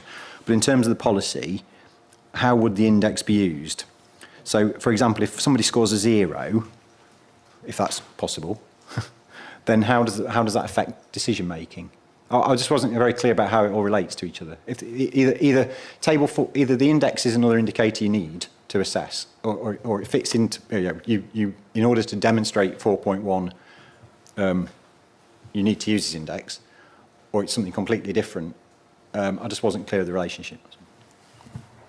So the intention of the circular index is that it could form part of a circular economy statement. It's not a hard requirement. It sits in the reason justification as an option, simply to help decision makers understand the kind of circular economy performance of development proposals. So if a proposal scored 0, so it would be using completely new materials, then that would kind of count against the development. It suggests that it isn't performing particularly well in terms of circular economy, and then that would weigh in decision making. Although it's not a kind of hard kind of framework where we set certain thresholds at certain percentages, but it's just it's a kind of indication for decision makers and a handy tool for applicants to understand how their development is performing with regards to the circular economy. So playing devil's advocate, but would all that feed into what you're demonstrating in table 4.1 anyway? That's what I'm saying. So it's not an either or, is it? You'd have to still demonstrate, or at least provide information on how you're meeting the requirements in table 4.1, or how you're performing, shall we say, against the requirements in table 4.1. So could you meet that? Sorry, I'm thinking. Could you, in theory, put in something which is circular index 0, but still, are they mutually exclusive? I'm saying, because I suppose what I'm saying, well, with devil's advocate, if I'm a developer, an applicant, I'm thinking, well, if I put this in, it's going to be 0, but I don't have to so that's going to weigh against me. Well, I don't have to put it in, so I'm not going to. So it'd be why would anyone put anything in which they don't need to, which actually paints the picture in a poor light? Particularly if they've got to demonstrate what's in table 4.1 anyway. So you see, it seems to me it's either have it as a requirement or just don't bother, because no one's going to do it. So two things. 0 wouldn't be, because there are other elements that go into that calculation, which are already the recycling metrics of the requirements from the London Plan already, so it wouldn't be 0. But I guess this is one of those policies that, again, look ahead to future policies, where indicating where the London Plan would be going, or our next plan where it would be a requirement, and just setting up that kind of standard of calculating circular economy in that way, yeah. It doesn't really help. That's all well and good, but it doesn't really help me if I'm trying to put an application in and I need to know what I have to submit to get permission, what you're going to give weight to, what you're not going to give weight to, what I'm required to do. It's the clarity and ambiguity of it all, lack of clarity and ambiguity of it all that sort of is bothering me. It seems to me it's another idea. Well, if you want to do it, it'd be nice, but you don't have to. So, but if you don't have to, then why bother? I think on reflection, sir, I think, we take on board your point that, there is that possibility that someone could do the calculation. If it's not favourable, then choose not to submit it to the local planning authority, which would be, doesn't get anyone any further. So, we're happy, subject to your direction, to entertain modifications to paragraph 4.12, and instead of using "are encouraged" wording, use maybe "should" wording to flag that, if a circular economy statement is being prepared, then then that calculation should form part of that. If calculating the circular index percentage is going to help you, is part of the calculus, part of what you have to do anyway to demonstrate meeting 4.1, then that's something that may be set out as in order to meet, in order to demonstrate you should be using the circular index. If it's a completely separate entity, which is just it'd be really nice if they did this, then either you've got to say we want it, or you've got to not, or I would say not bother at all. But okay, that's perhaps one for me. Yeah. Oh, well, unless you're going to tell, is one, you can't do one without the other. So there's no reference within the London plan to the circular index. But that said, you obviously heard what it has by way of a significance to the production of the economy statement. Okay. So we'll take that away if we. We'll leave it. I'll leave it. Leave it with me. I'll give it some thought. And then I did ask a sort of more overarching question, I suppose, about the potential juxtaposition of this policy with others expecting redevelopment. And you said that the reuse and retrofit are properly considered as part of development proposals, so an informed judgment can be made. So I think that goes back to the general point. Isn't it? This is not a black and white yes, no. This is we want to understand what the circular economy position is, and that will allow us to make an informed judgment. So if it is a redevelopment of a large, like I say, you've got a lot of redevelopment proposals in the plan. Someone would say, well, none of those could possibly ever meet this policy. But I suppose what you're saying is this policy is designed to enable you. If you look, let's say, just Coliseum Retail Park, for example, if you're looking at a Coliseum Retail Park, you can say, okay, this scheme results in this. Do the benefits of this outweigh ultimately any negatives, in fact, with circular economy statement? But at least allow us to consider that in the round. Is that? That's correct, sir. Yeah. Okay. Thank you. Any comments on? Oh, well, very quickly. Any comments on this before the alarm goes? Yes, sir, thank you. Two comments. One, we weren't sure whether major development covered things such as the installation of the district heat network itself, which is a very big infrastructure development, whether a whole life carbon and circular economy statement would be required for it. The second point is that this is a point made by Better Homes Enfield. We weren't sure where operational carbon came in, but there is a cross-reference to London Plan Policy SI2, which would pick up in life operational emissions. But then we were wondering, how does that work when you need to do an energy statement if there is no energy master plan as is required by SL3? And I think this is going to be a sort of a recurring theme that when we look at the recent adopted plans, most of them in the background have an adopted energy master plan. We can't find Enfields, so we weren't sure how people could effectively do what they're meant to do by looking at an energy master plan to fulfil the requirements of SL3 and London Plan SI3 and SI2 to comply with the whole life carbon circular economy. This might be an appropriate time to pause anyway before we. I think actually what we'll do is I'll adjourn now because we've got a couple of minutes before 11. Then we can make our own arrangements for the alarm. So we'll come back and then pick up those points. So I'll adjourn until 11:20. Thank you. It's 20 past, so we'll make a start. Thank you. So yes, we left it with a couple of points made by Mr. Byrne about the policy. A couple of things about whether it's clear what major development does or does not cover, whether or not the policy relates to operational carbon or how it relates to operational carbon, and then a point which may well be something we return to about energy master plans and policy SI3 of the London Plan. I did look into so I was councillor, but I did look at obviously SI3. And it does say energy master plans should be developed for large-scale development locations, such as those outlined in Part A. which are various areas. There are significant, well, town centres and significant growth areas or clusters of significant new development, I could say it correctly. I wasn't entirely clear, but the council can clarify this. I don't see criterion B being a requirement for local plans to include energy master plans. They sound like separate documents, because then criterion C talks about development plans should. So I take it this is the London plan. It's not its part of the London plan's role as in determining what should be in the borough plans. This is more of a wider thing about what it expects boroughs to be doing more generally. So, but so we can pick up those points.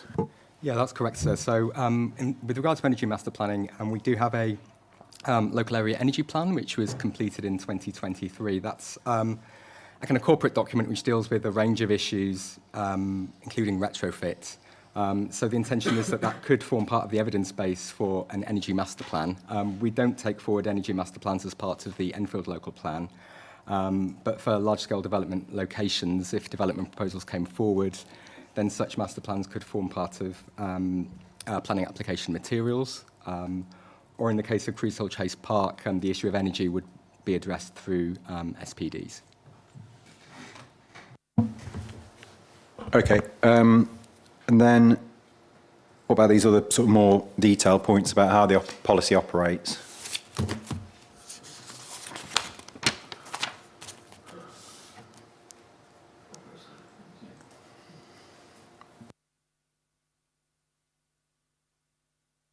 So can I just pick up on the question of whether operational carbon is taken into account? It is included within, I think, a later policy. Give me. There is reference to operational energy use targets in SE4. But It's SE4. That's what I was looking at.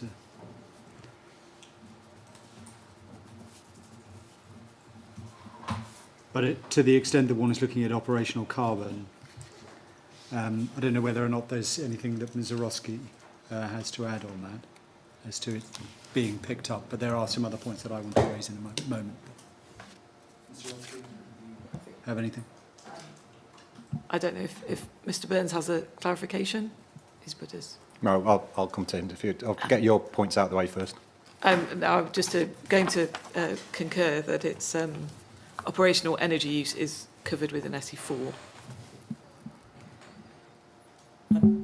Yes, I think I understand. So because the London plan refers to carbon, and as does through the building regulations, and we took a different approach.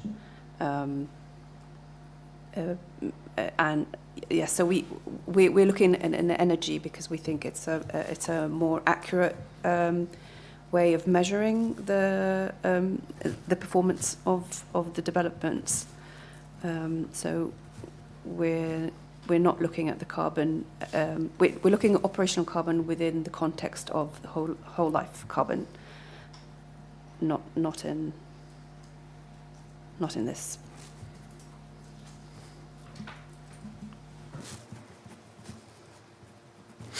Okay, it's complicated, isn't it? Sorry, Mr. Reed, was something else you said you wanted to pick up on? Yes, it was just on table 4.1. You asked about whether there was consistency. It was just about table 4.1 as to whether there's consistency with the London plan in terms of those figures. And that's been checked, and as I understand it, it's consistent with the guidance contained, or the guidance underlying the London plan, or lying alongside the London plan, rather. I don't know whether there's any further information that's needed by you, so beyond that, if there is, then we can give it. Not at this stage, no. I can always come back if I need to. Okay, Mr. Byrne, do you want to? Thank you, sir. So I was left a little bit confused. A whole life carbon assessment includes both operational carbon and the embodied emissions. And I think the council is saying that one is the other they've been split out in this policy, in which case I don't understand why this is called a whole life carbon assessment then, because it isn't one, and why they then refer to, in line with London Plan Policy SI2, which does refer to operational carbon. So I was left quite confused as to be honest, whether it does or it doesn't, and what the intention is. Yes, Ms. Ryan. So the London plan, as is our plan, refers to a net zero. Whether you achieve it with energy or with the carbon, it's just a different approach. But the aspiration is to... Sorry, I think I've got a different point. okay, go on. I think you're referring to the whole life carbon calculation as opposed to the targets for energy reduction. So the whole life carbon calculation does include for operational energy use, but if you've done a whole life carbon assessment, you will find that the operational energy use is very small compared to the embodied carbon of the development.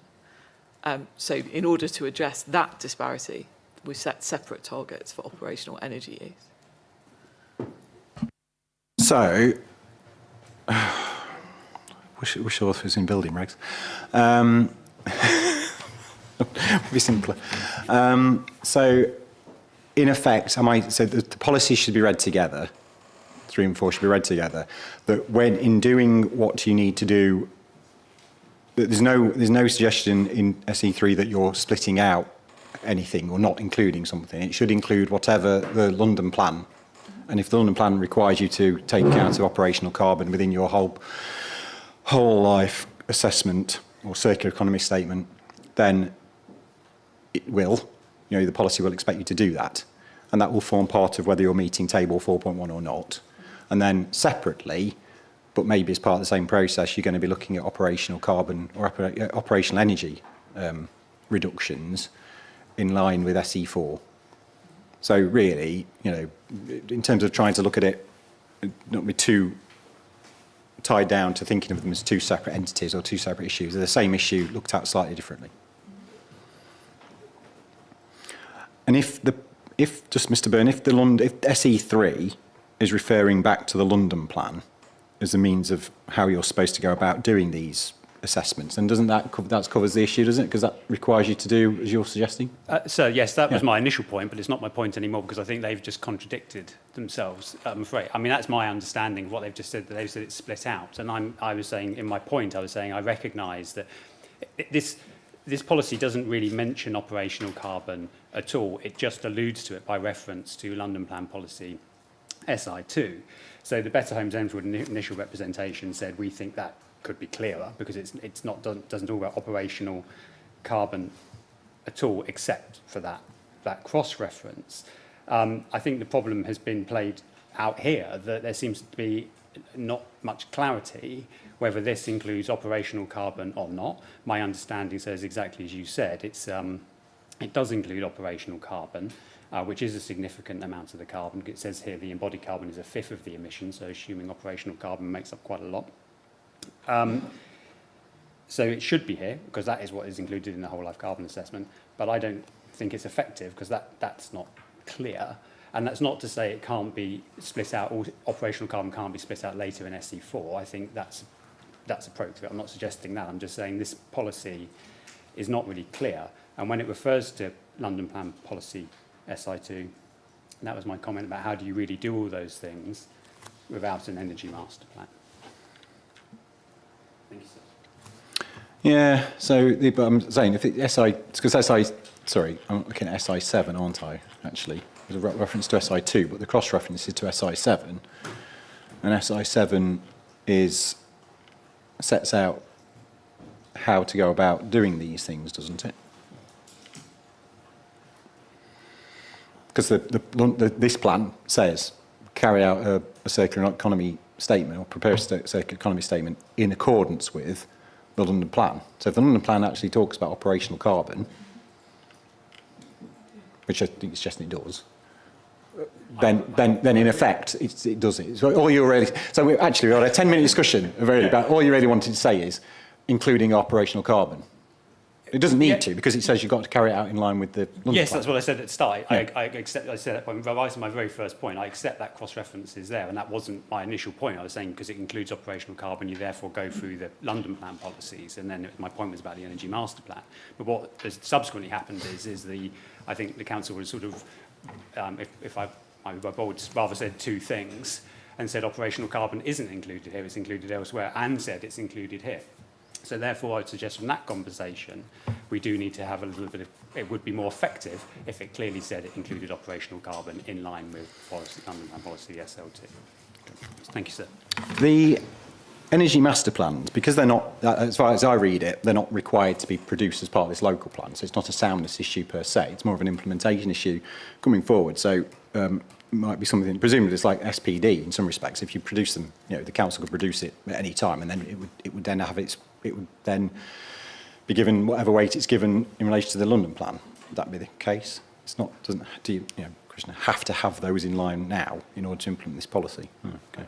Sorry, sir, but Part C does say development plans should identify the need for and suitable sites for any necessary energy infrastructure requirements, including energy centres, energy storage, and upgrades to existing infrastructure, which is pretty much what an energy master plan is, and it's in some respects Should and not must. true. Absolutely, sir. Sorry, yes, should of course, but it does get quite difficult to see how you achieve all of the things that the London plan's asking, and that the Generally, it seems difficult to achieve all things I London agree, plans sir. asking. I mean, I agree. there's got to be an element of realism in some of there this as well as does, pragmatism. but they're not unusual, and they are helpful in identifying the energy nodes, if you like, within the borough.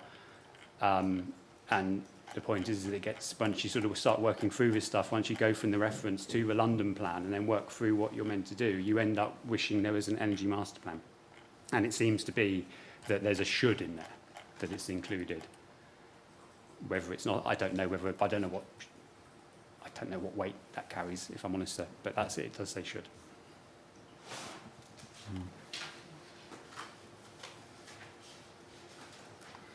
Yeah, we picked that up in SA5, I think, to an extent.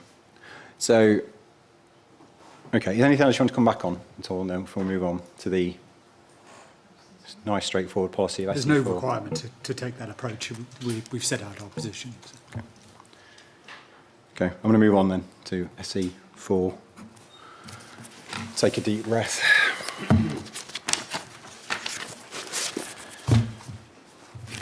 SE4 is probably the key policy in all of this. I note straight away that the policy, because one of the things there's two aspects to all this discussion. One is this policy particularly clear? First, just generally, if everything else was fine within it, is it clear and unambiguous and so on? And one of my points was about the myriad of thresholds and references to thresholds which exist in it. So you could always something to pick up. Let's pick up on some of these things perhaps as we go through. They're relatively straightforward to sort out. If you look at it, there's an awful lot of repetition of the same words in different criteria. You have just one criterion and then more sub-criteria, which you have to keep repeating yourself. But it's easy, relatively straightforward to sort out, assuming the thresholds are justified, which we'll come on to. And it is, and the other point I was making generally, I guess we'll pick up on this as we go through, is that this is it is in the nature of these policies, not just an Enfield local plan policy, it's anywhere local plan policy which tries to get into these energy efficiency targets. They are quite complex and unwieldy, with a lot of figures flying around in them. And frankly, they are quite difficult to follow because they're not. I sometimes wonder, I asked this about another policy, wonder if they've been written by planners or written by people who are not planners, but are energy efficiency experts, and therefore where we end up. And this is frankly everywhere. Everywhere is like this. They're not written like planning policies, they're written like building regs to all intents and purposes. It's quite difficult to actually just work out what is actually required.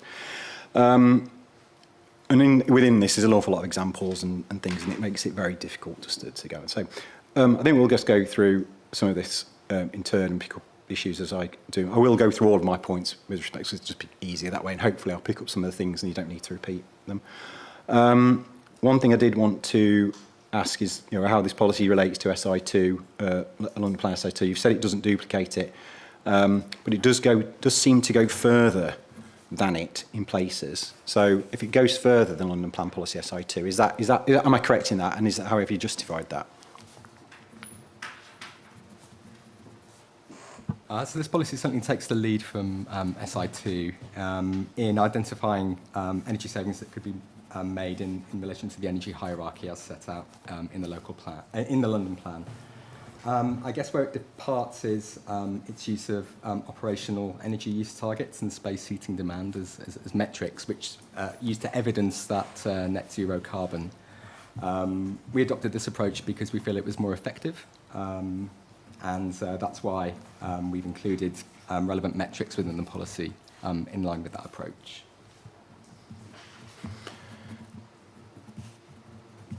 Okay, that's why you've done it, but have you got a conformity issue here, or a general conformity issue by going beyond what the London Plan actually sets out? We don't believe so. It hasn't been raised by the GLA as a conformity issue for us. Necessarily care whether the GLA have raised it or not, to be honest, it's whether I'm raising it or not. I think the overarching thing for us is that the plan is an effective means of delivering net zero carbon, which is what the intent of London Plan policy is, which is why we've taken the approach as set out in this policy. So there's nothing to contradict it by reference to SI2, at least. The requirements of SI2 set out what they do, and SE4 builds on that. Okay.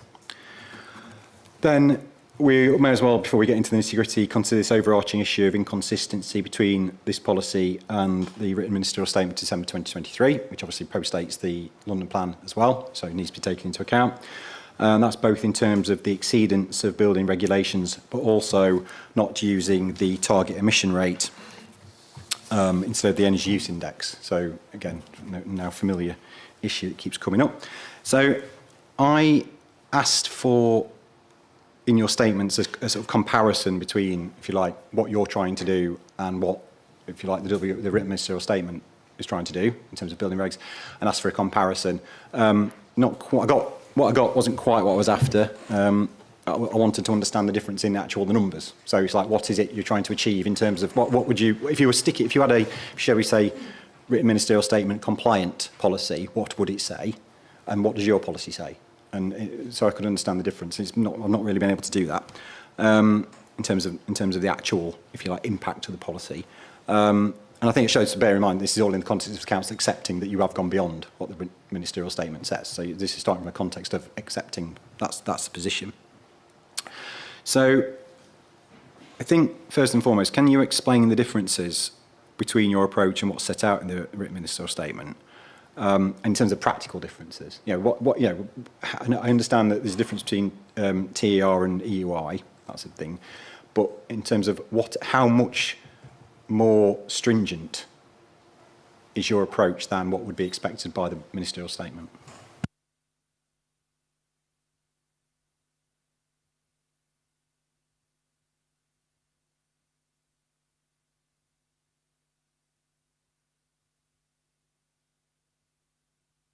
So if we can't answer that straight away, can we take some time to give? Well, it may be that I need a note on it, actually. I mean, well, maybe that if you can't explain it, a note on it. Well, what I was hoping for, maybe my question wasn't specifically clear, but I think I did say what are the difference in standards, not the difference in just approaches.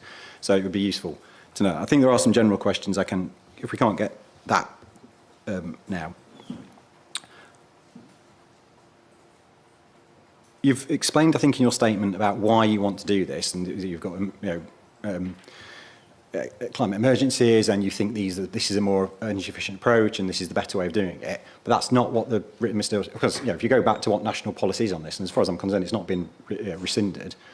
National policy is very clear. There's a myriad of statements. The government were trying to actually reduce the number of disparate and different standards by different councils. Yes, it allows for them where it's fully justified and costed. We'll come on to that later, but and also where they are using the target emission rate. But what is it then? But how is, just in terms of the justification for this, everyone can say, well, this is better. Of course, going beyond what the building regulation might be considered better, but everyone can say it. So if you think that the starting point is you should be sticking to the building reg, or what the Minister says about the building regs, why is Enfield, what's justifiable in Enfield to go beyond that, which might not be the case in other places? I think the written ministerial statement allows local planning policies to propose energy efficiency standards which go beyond current or planned building regulations where there's a well-reasoned and robustly or costed rationale. So this issue was dealt with in the whole plan viability assessment, which examines the policy option 2, which arises from the Delivering Net Zero report, which is a key part of the evidence base supporting these policies. That provides a kind of commentary and justification in terms of viability.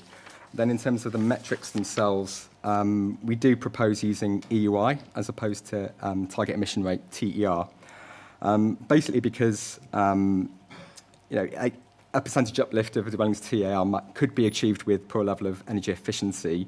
And so we did want to use EUI and space heating as a metric to better ensure that developments do come forward meeting that net zero carbon requirement. So kind of eliminating that kind of performance gap, which has been observed with TER-based metrics. Yeah, I understood. A thing I've heard before, lots of people want to use EUI on TR, but is it fair to say that we'll come back onto the general justification, which I'm not really sure I've heard one, other than, we should be as energy efficient as possible. Well, that's everywhere. There's no, I think when the government at the time published that statement, they were probably aware of the fact that they want to be as efficient as possible. That was still government policy to peg it to what it pegged it to, building regulations. But also TR. So if you put the viability and the other thing, viability in general justification to one side, is it fair to say that the ministerial statement expects that even if I were to conclude that it is a well-reasoned and costed approach, it would still be using TER? There's an expectation in there that whatever you do, you use TER, not EUI. Well, so there is it does allow for the local efficiency standards to be put in place. So whilst they're justified, or so long as they're justified and are robustly costed,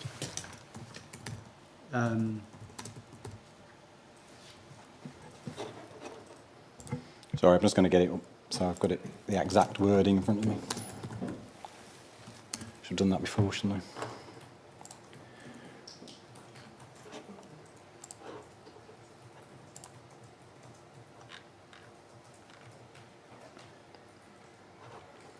So it says if they do not have, shouldn't go beyond current or planned building regulations if they do not have a well-reasoned and robustly costed rationale that ensures A, that development remains viable and impact on housing supply and affordability is considered in accordance with the framework, and B, if you like, the additional requirement is expressed as a percentage uplift of the dwelling's target emission rate calculated using a specified version of the SAP. So I read that as being that if you set your own standard, which is beyond the building reg, if you plan current or future building regulations, it's still expecting you to use TER as the basis of that standard.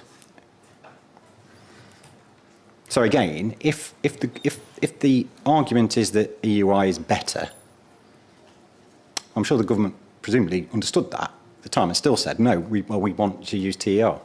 So what is the justification there anyway for using EUI over TER in the context of the ministerial statement? In the context of the ministerial statement that you've just read out, it talks about current or future building regulations.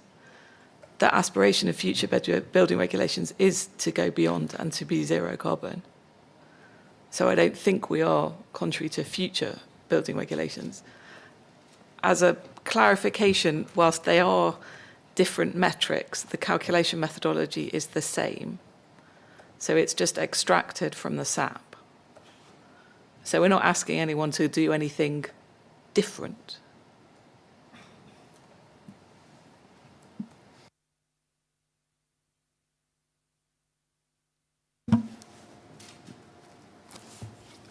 sorry. The additional requirement is expressed as a percentage uplift of the dwelling's target emissions rate. That's what the WRS. So it's not about whether or not what you're doing is any different or what how you get there is any different. It's saying it should be expressed as a TR. So I just want to understand why I should be setting aside that statement.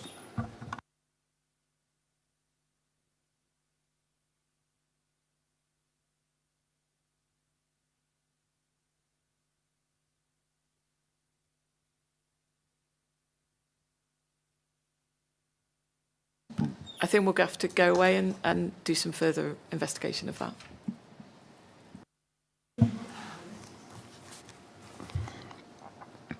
Okay.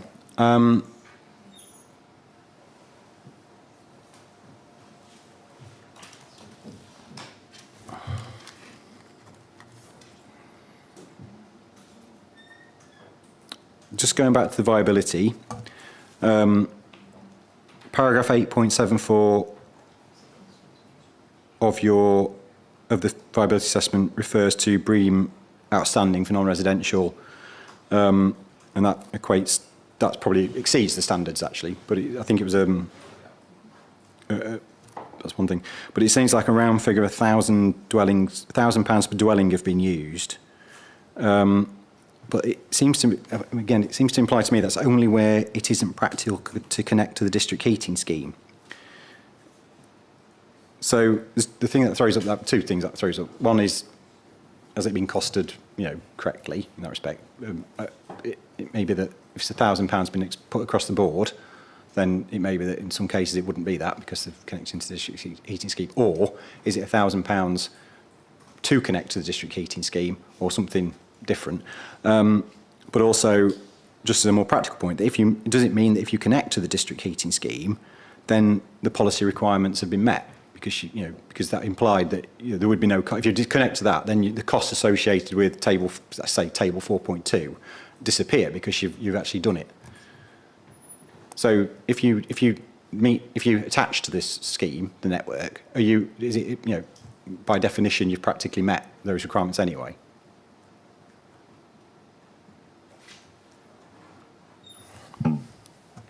The simple answer is no, because that's one of the reasons for using kilowatt-hour metrics rather than carbon metrics. Because in theory, you could have a zero carbon heat source, which is what we've got in terms of the heat network, which would therefore meet the requirements for zero carbon. But the resident may end up in fuel poverty because the cost of running their property will be high.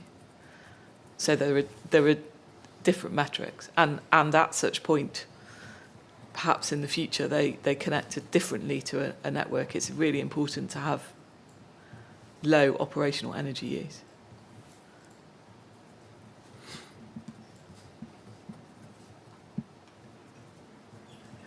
Okay, well, that means I need to go and look at the whole plan viability assessment again to make sure it's been carried out as I've understood it.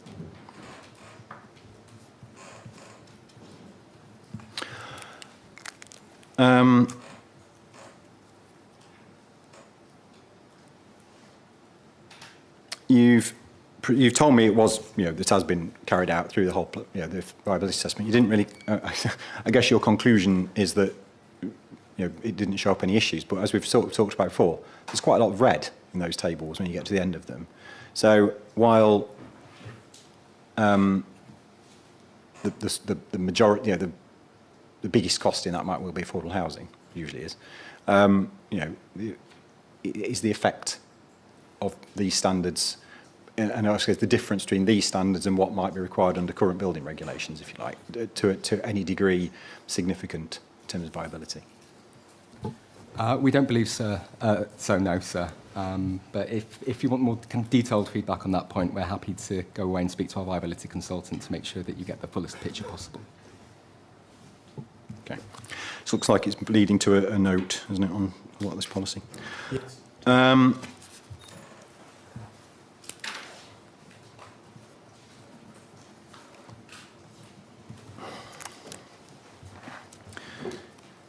So I think now just thinking about the practicalities of this, so it seems to me you may need to walk me through what's required.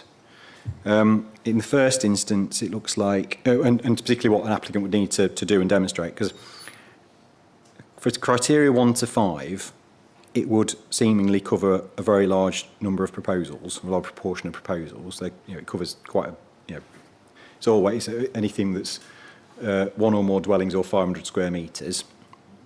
And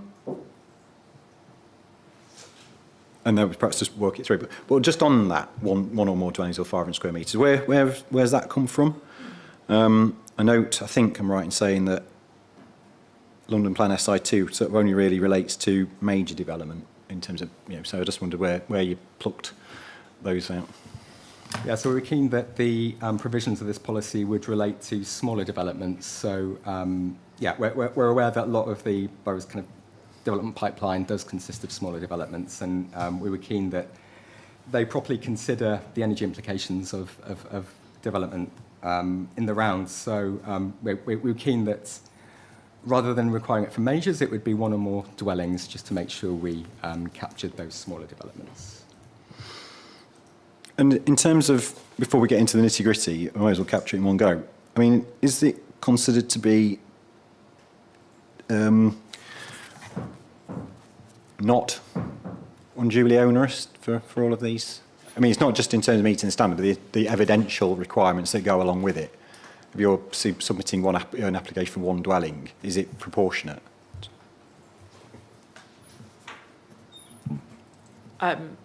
Yes. I think the I should admit at this point that I have been the person that's produced these documents from the consultant side, and there's nothing here that would cause me any degree of difficulty. But I would observe that it's really important to look at it in terms of single dwellings, because it's not something that you would necessarily think about when you're building a single dwelling. But actually, Enfield has a lot of small developments which would disproportionately impact the borough's carbon emissions.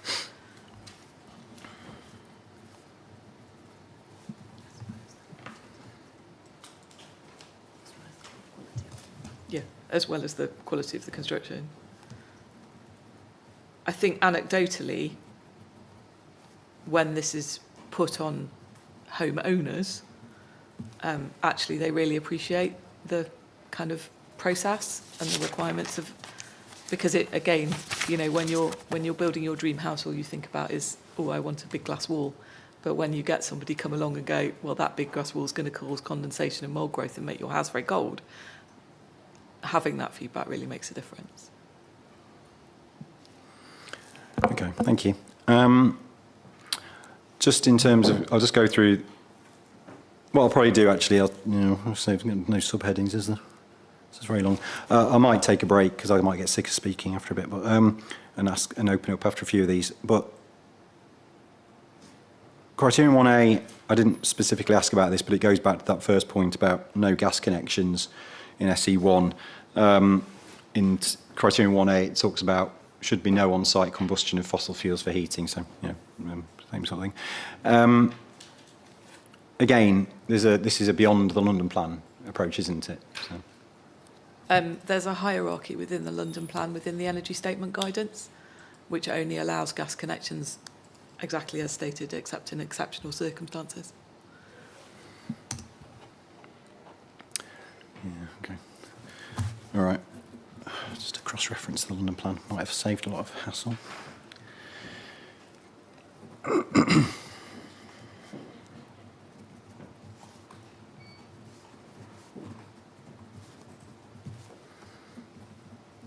If it helps, it's section 9.44 of the energy statement guidance.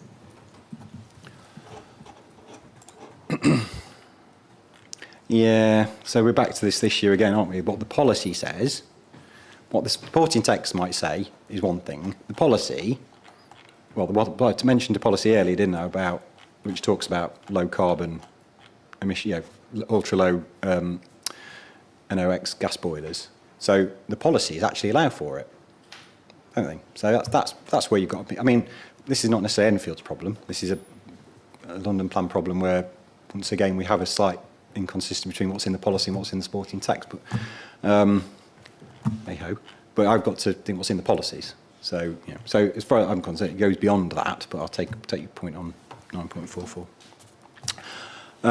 Again, so criterion 1B, again, we're into this whole thing about energy statements and yet more documentation. Omitting how many, and she said, oh, okay, I think I'm not going to say too much about this, it's probably something I have to bear in mind about the volume of information being required. Criterion 1C, achieve carbon reduction as far as possible on meeting minimum reductions as set out in parts 2 and 3 of the London Plan. Doesn't say which policy, but or subsequent national policy which is higher. I suppose this is where I start to get a bit. Well, there's two things here. As far as possible, yeah. What are we referring to? Achieve carbon reduction as far as possible on meeting minimum reductions set out in Part 2 and 3 of the London Plan. Which London Plan policy? But also, how does that then relate to all of these other standards? Is this is 1C asking for something different to what's in Criterion 3 or Criterion 2 and 3? Is it a different metric? It's not so. It's just the intention of Criterion 1C is just to... Oh, sorry, or the London Plan, beg your pardon. Yeah. So, actually, well, yes, sorry then, beg your pardon then. So, again, actually, Criterion 1C is just words, isn't it? Because you've got Criterion 2 and 3, which you have to do anyway. So, is it unsound? Maybe not. It's just completely unnecessary. On reflection, sir, yeah, that's... Yeah, just yeah.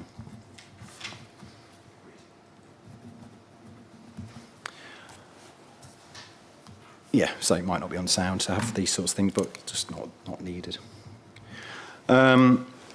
Criterion 2, I think, has got some awkward phrasing about all relevant developments, brackets, those including the creation of one. You know, we got that time. I think, you know, you just need that once, don't you, really? So Criterion 1 should actually just incorporate everything. It might end up being A to Z, but why not just have it once? But that's a sort of relatively minor point. But again, we've got this, the more substantive point there is, well,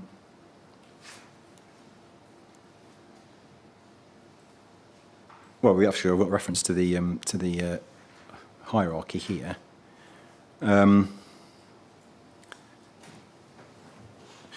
but yeah, sorry, I was getting confused. The Criterion C, of course, which I've just said isn't necessary, does say achieve carbon reduction as far as possible, which is not an absolute requirement. And then Criterion 2, and presumably Criterion 3, are you shall meet these targets. So there's an inconsistency there as well. So which is it? Are these mandatory targets or aren't they? Yeah, we consider them to be kind of mandatory targets. So yeah, in light of that, we should consider getting rid of 1C.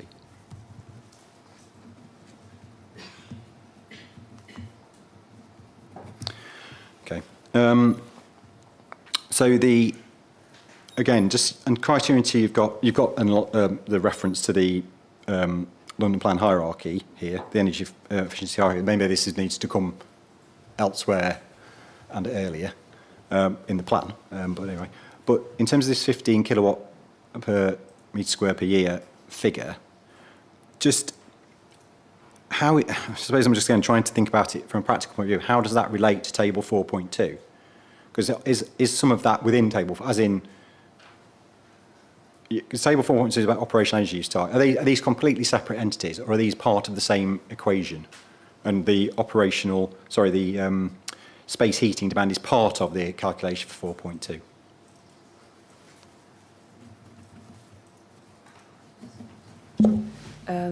Yeah, they're separate. They're two separate targets.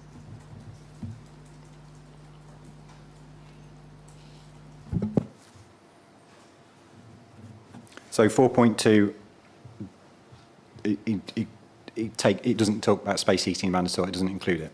It's other operational aspects, which are washing machines and so on, watching telly, that kind of thing. As I've understood, my understanding, is that correct? The operational things are the day-to-day activities. Yeah. That is correct.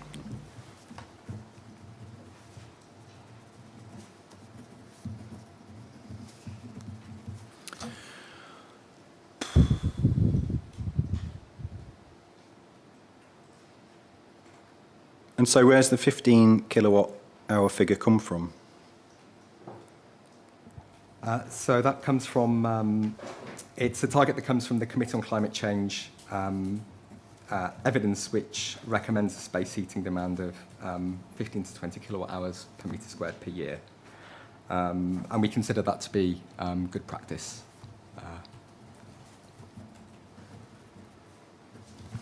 And just for the sake, although it seems like I'm going to need to say a note on this. Would this go beyond? Would this be relevant to the written ministerial statement and current and future building regs and so on?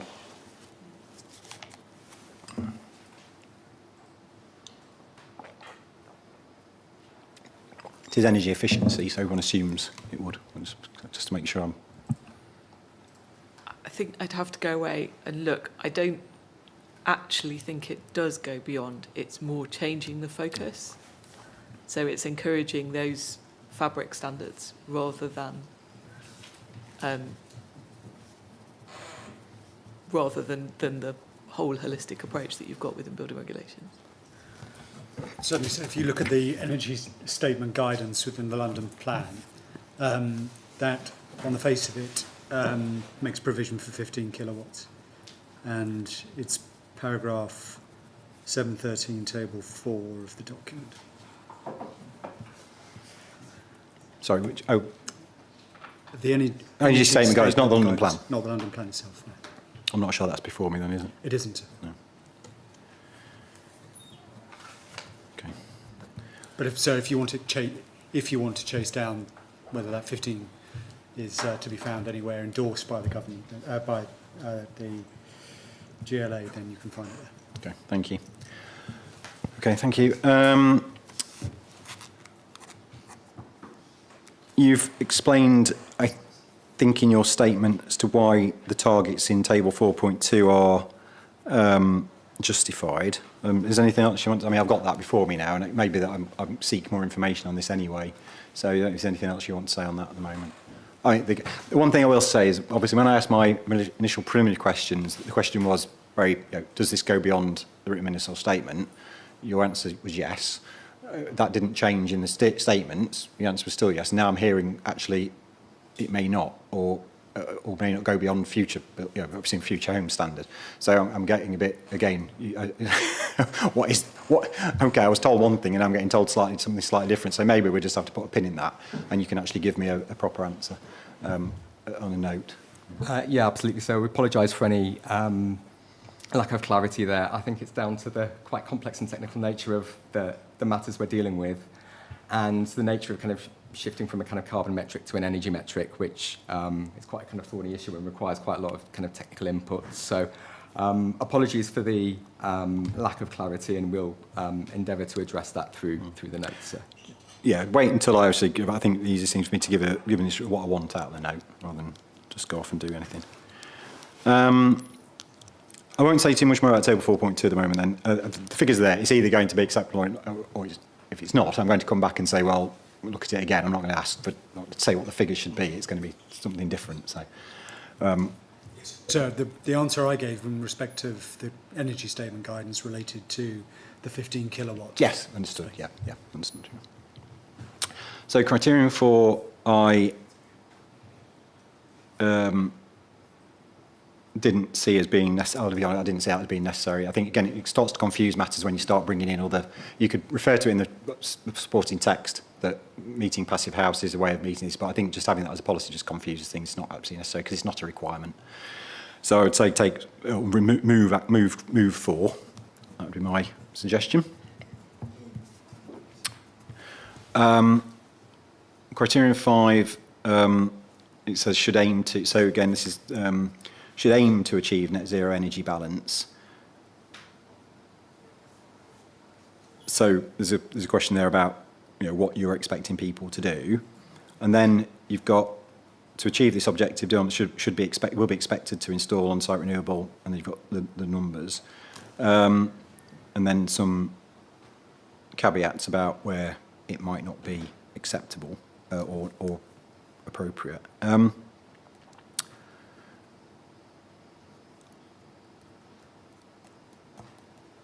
I don't know if this is where this sort of issue of, then you've got other, obviously the difference between net zero energy balance versus net zero carbon, presumably two different things.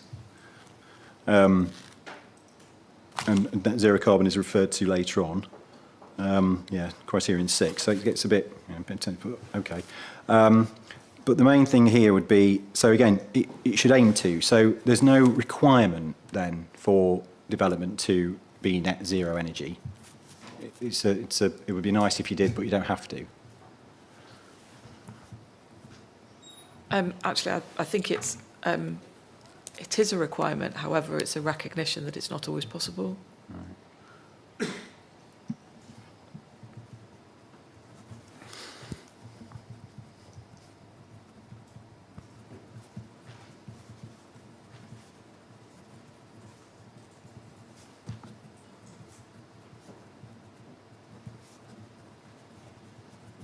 So, sorry to interrupt from your question, but you'll see point 5, the wording isn't quite right, but it does set out an objective that will be met unless it can be clearly demonstrated that it's not practically viable.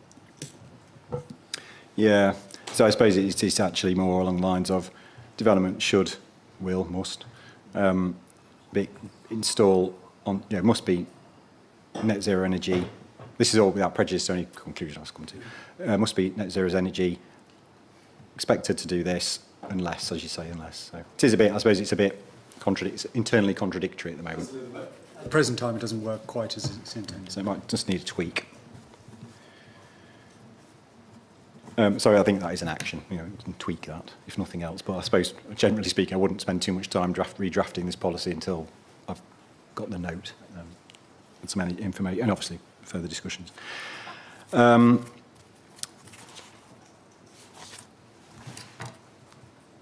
then just the other thing about this is, how does criterion 5 relate to criterion 10 in terms of connection to a heat network? So this is, again, this thing I'm a bit, so if you're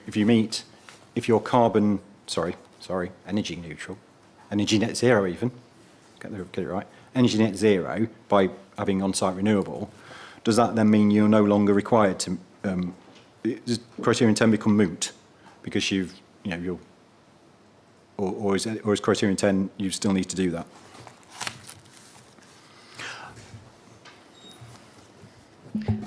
So it's going back to, again, the reference to the London, the energy hierarchy set out in the London plan.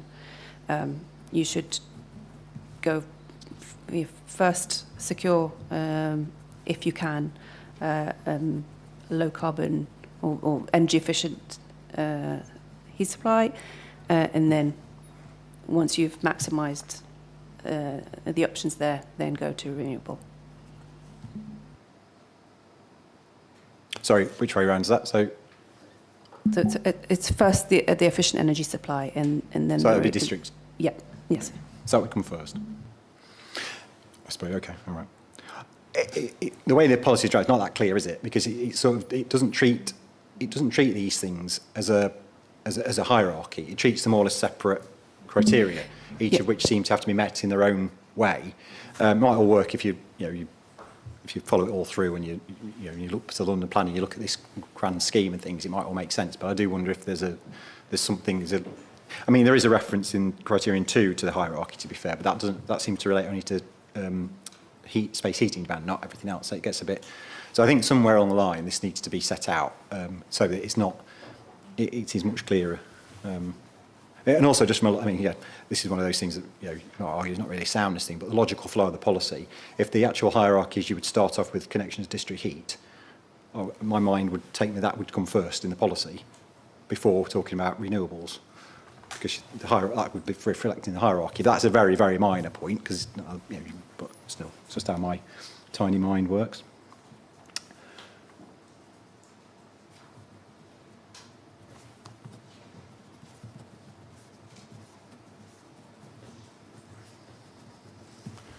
Okay, I think, sorry, I haven't got anything else on that. I would say just as a general rule of thumb, I think I asked a preliminary question about this way back when, about use of, there's some general points about should versus must and use of examples in policies and things like that. And I said I'd pick up some things. Again, generally speaking, I don't think examples in policies are all that helpful because they become absolutely everyone. And again, I asked some questions in MIQs. I put some examples in there. Did anyone answer the question? No, they just focused on my examples. So, which is entirely my fault. So, you know, that's how it happens. So there's a danger, and I think anything like that ought to be. I did say this in another plan once, and then someone pointed out that the framework has examples in some of it, and I said, well, that's all well and good, but I wasn't examining the framework. Was I? So I would just say something like this. It might end up being better to put all of those into. You know, stick to the, you know, what is the policy? Again, a relatively minor point. If the policy is being amended anyway, which it will do, even if these standards change, I'm sure there's going to be some amendments to this. These are the sort of things you may as well incorporate while you're doing it. So, yeah. So that's, I think, on query. I will pause here because then we go, criterion 6 is when we get into major development. So at least this, I know it covers wider things, but I'll take a pause here and ask for any comments on criteria 1 to 5 or any, I guess, other overarching points. So just bear with me 1 second while I make a note. Okay, any points on? Yes, Mr. Byrne. Thank you, sir. I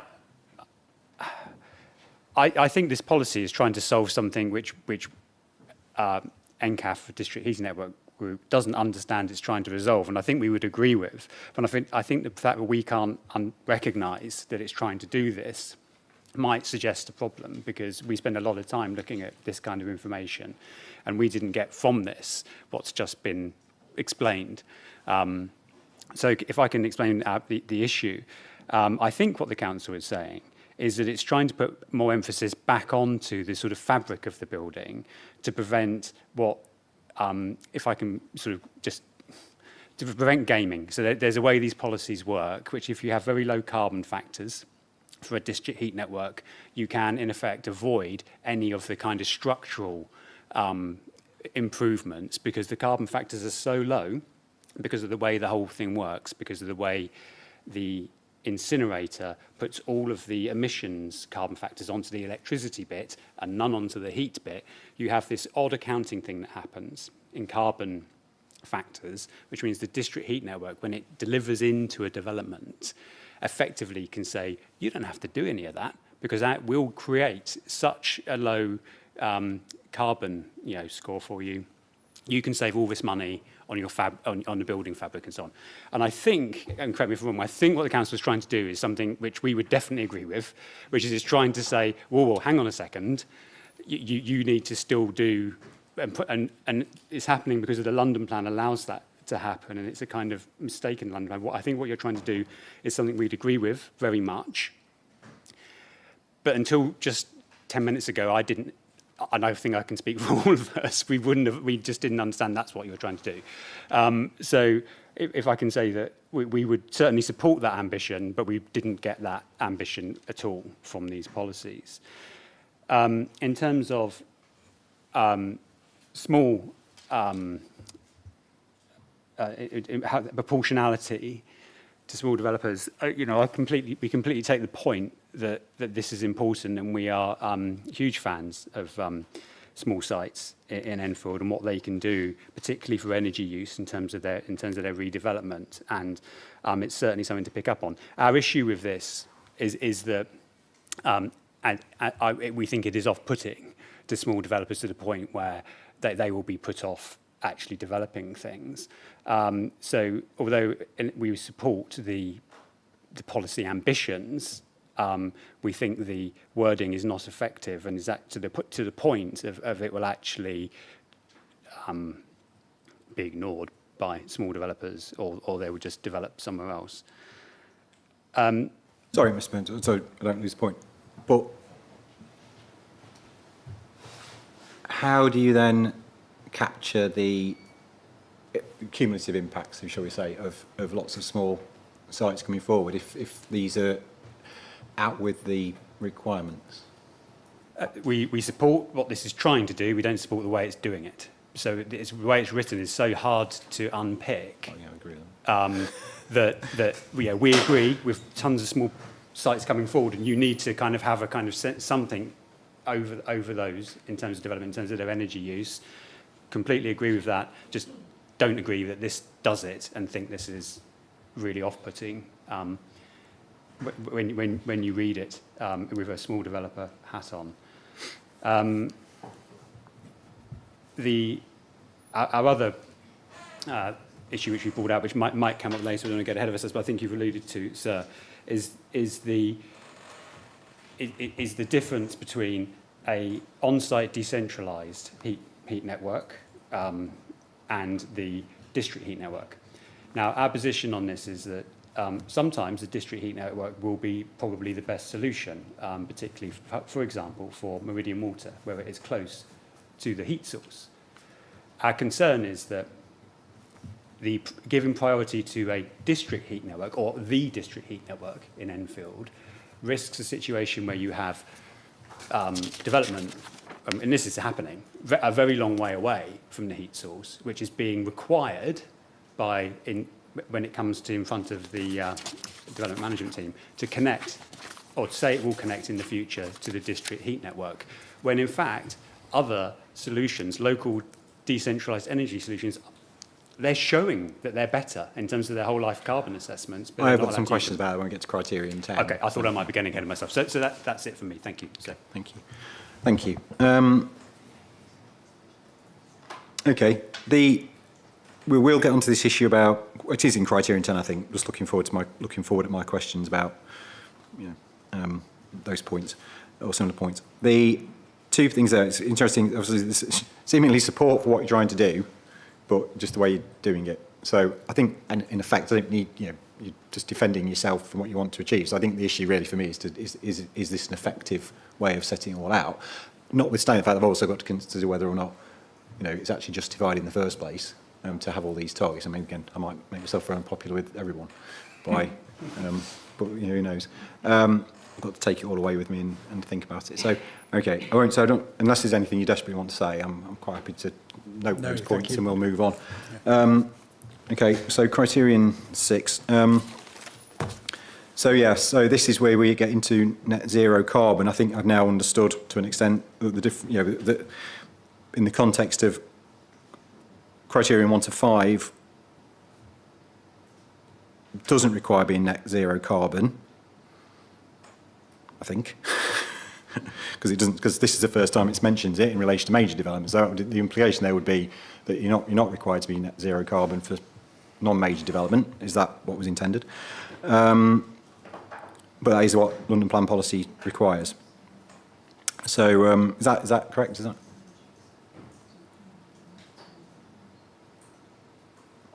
And this is assuming there is a difference between net zero carbon and net zero energy. Yes. Yeah, I was just checking. Do you pay that for one? I think the answer to that says yes. Okay, yeah, okay. So there is an extra requirement then in terms of evidential requirement for major development to be net zero carbon. How is that? Does that still manifest itself through the same documentation that's required in criteria 1 to 5? It's just you'll need more of it because you... Yes, that's correct, sir. Okay, and then in criterion 6b, we've got this cash in lieu contribution. So is it sufficient? Well, so I suppose the question is it actually, rather than this setting out the calculation and everything else and the numbers and everything, is it simply sufficient to say that cash in lieu contributions would be acceptable? The circumstances in which cash in lieu contributions would be acceptable and remove all of the technical stuff. Yes, absolutely. So I guess the financial sum and the technical calculation, it's quite kind of, on reflection, it's quite a kind of cumbersome thing to contain in the policy wording itself, so that should sit more properly within the reason justification or indeed a separate planning obligations SPD. Certainly, as a rule of thumb, I would not be putting any new financial numeric values in a policy, in a plan, because they're going to change, so it just becomes meaningless. And I would simply, actually, the calculation as well. The policy is in the circumstances where we would, in certain circumstances, we will accept a cash in lieu contribution. That's it, really, because that's your policy. How you work out the cash in lieu contribution is going to be dependent on the regs, in terms of is it reasonably in scale and kind to the development, and so on. So I would, but the principle is not unusual, so I'm not bothered about the principle. Yeah. But the wording may need to be slightly tweaked, but again, that's not the principle's fine. Criterion 7, my reading of Criterion 7 is it's just telling people to adhere to Table 4.2 and what information they need to provide. In fairness, sorry, my mistake. Yes, it does tell, this is where you're telling people what information is needed. So if it's only telling people to meet Table 4.2 and information, is that really policy or is that supporting text?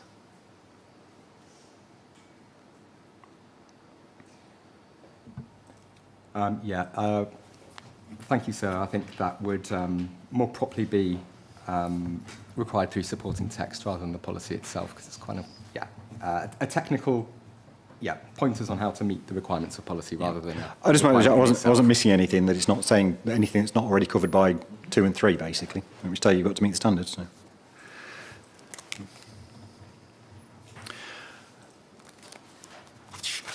Criterion 8, okay, it's about monitoring, okay. I did ask about this, but you think this is referred to in SI2, and you provide me some information about it, so I'm not going to say any more about that.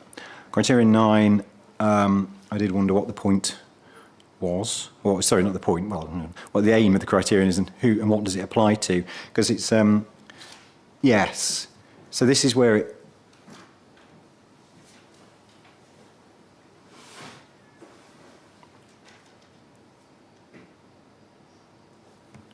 so new energy centres. I wasn't quite sure if this related to criterion 10. What is this? Does this sit outside this policy in a certain extent? This is not about things which developers, applicants are putting into their own thing. This is now a move to something else. This is about applications for. Is this applications for decentralised energy or something else? I mean, what is actually criterion 9 about? So the policy, we're back to be lean, be clean, be green. So the policy is to have a heat network of some description, be that connection to Enfield's heat network or another. It is quite common for very large developments to have a phased approach to connection. And this is just reflecting that is actually quite a normal approach to large developments. And a recognition that it's not actually always possible to use a low carbon energy source, which is absolutely in accordance with the hierarchy within the London Plan.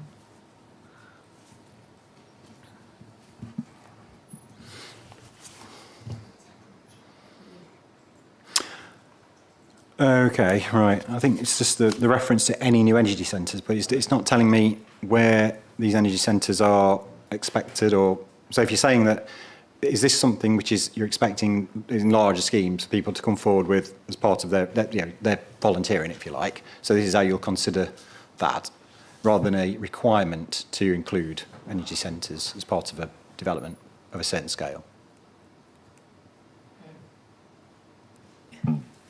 Yes, sir. It actually forms part of an energy master plan.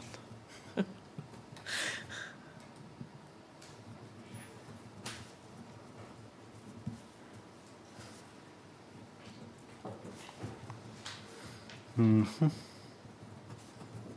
Okay. Right. Okay, I'll need to think about that one as well. So it's a bit unwieldy wording. So we've got this here about notwithstanding other parts of the policy and plan which say no fossil fuels. Now we have something which says fossil fuels are okay, albeit temporarily. So why is it even temporary fossil fuel? okay if you've got a general policy about no fossil fuels at all? On reflection, I think this probably belongs in supporting text rather than in policy. It is a recognition that there are circumstances where it is not possible, in particular initially. If I gave an example, would be if you have a large development that requires heat pumps of any sort, you may need to upgrade the electrical infrastructure, and that's not a simple. That's a very, very complicated and takes a long time to sort out, which is why there's a recognition that it could be included as part of that there is a temporary allowance for use of fossil fuels.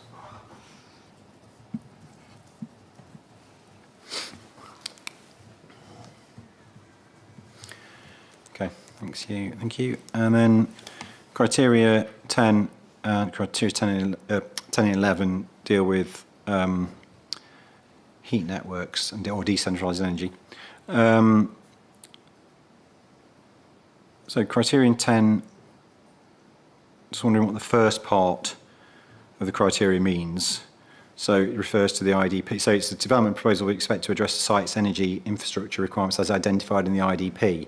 So that suggests that the IDP identifies every site's site energy requirements, which is that likely? Well, the IDP does address energy requirements, but doesn't go down to that level of granular detail of talking about energy infrastructure requirements for each and every site. So, yeah, I think on reflection, in terms of effectiveness, the policy could be fruitfully edited to remove that first sentence, and yeah, stick to the kind of operative bit of the criterion, which is that development should seek to connect to a decentralised energy network where the operator is willing to extend.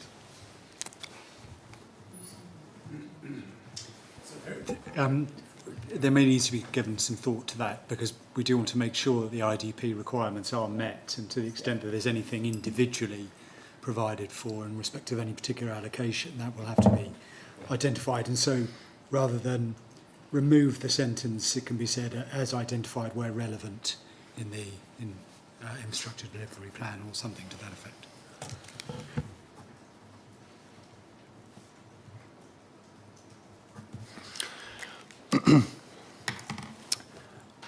Okay, I mean, I would, just in general terms, a development, if we were to just take an allocate, let's take, for the sake of argument, Chase Park, just if that was to come forward, then would the development's site, would that not be part, just expected, that the site's energy infrastructure requirements would be delivered? I mean, is that a statutory requirement for everyone just to make sure that energy is delivered to a site without needing it in a local plan of any kind? I think it's the tail piece to the development should seek to connect to a decentralised where the operator is willing to extend. Okay. And if there's anything that in any, again, not just Chase Park, but any other allocation where Yes, just use that as an example. Yeah. Okay, and then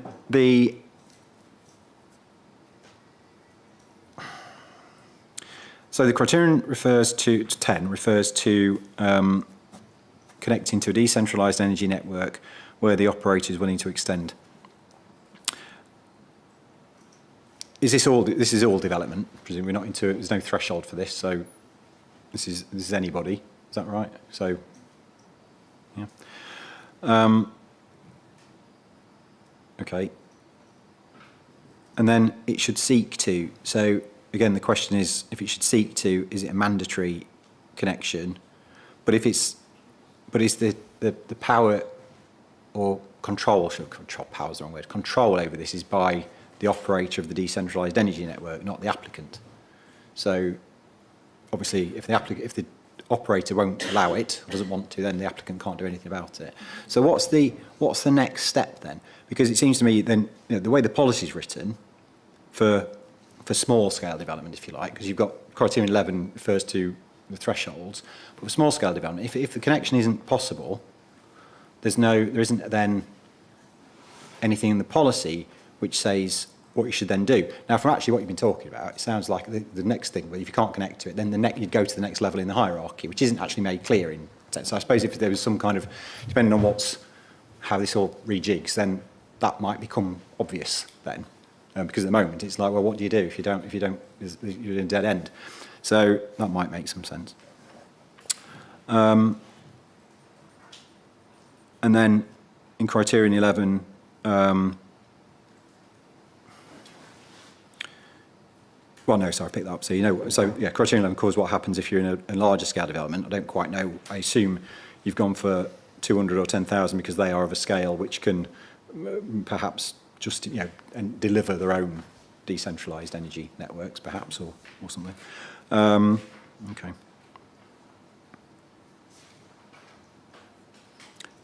In criterion 11, you've told me, I asked you whether criterion 11 was clear and unambiguous, and you've said it is, so let's see.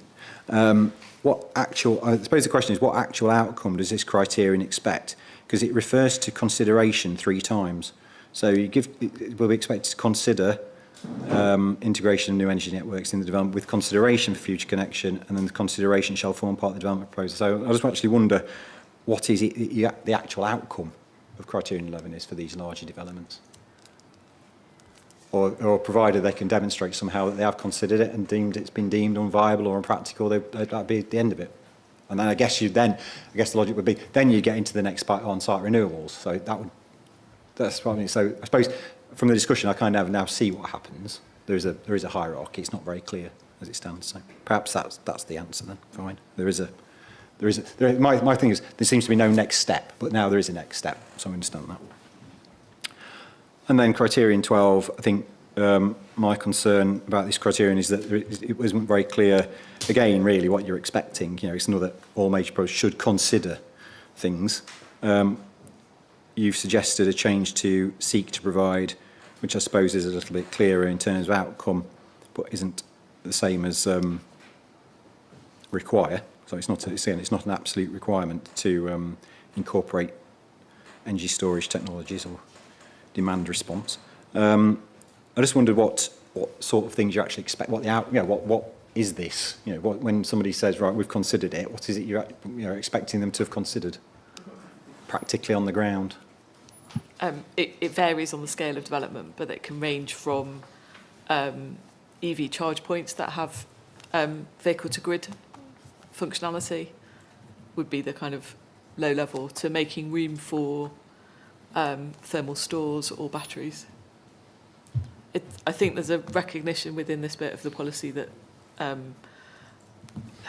demand response and energy storage are currently moving very, very fast. And what we might reject today might be the thing of tomorrow, and vice versa. Okay, thank you. That's helpful. Okay, that's, I think almost the comments I would have had on supporting text are all covered. So, comments on the remainder, 6 to 12 there? I think, say the point, I know you're probably going to have, there may be some issues about whether it's referring to decentralised energy, plural, versus heat network and so on. But say, oh, sorry, I was going to, yeah, I've skimmed over the question I was going to ask, actually, but it might still be the energy network hierarchy anyway. The question I was going to ask was, and I sort of alluded to it earlier, that if an applicant could demonstrate, and it's the point Mr. Burns made anyway, the point of an applicant could demonstrate that their solution, whatever that might be, would be more efficient or provide the same level of benefit or so on, than connecting to a decentralised energy network or the district heat network, then why wouldn't that be acceptable? Now, the way the policy is drafted at the moment, it would imply that isn't acceptable. But from what you've been talking about, I'm getting more of a sense, well, it might be, if they can demonstrate that it's, or is that the case? If you can demonstrate that it is preferable in that instance, then would it be a reasonable thing to do, rather than forcing someone, I'll say forcing in a, perhaps a bit strong, to connect to a district heat network? The London plan is quite clear that the preference is to connect to a heat network, particularly where there is an incumbent version. And that large developments have provision to connect in the future should the network get there. There are not many circumstances where it depends on the density of the development, and it starts to get very technical. But from a policy perspective, it's really important that they focus is on decentralised energy. I would also flag that there is some new legislation coming forward that will change this as well, which is the heat network zoning regulations, which would require developments to connect in legislation, not just in terms of, not the planning guidance.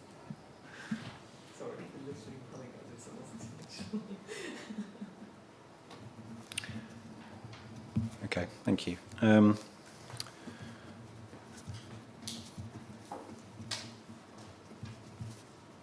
Okay, sorry, Mr. Byrne, I stopped you there. So, yeah, any comments?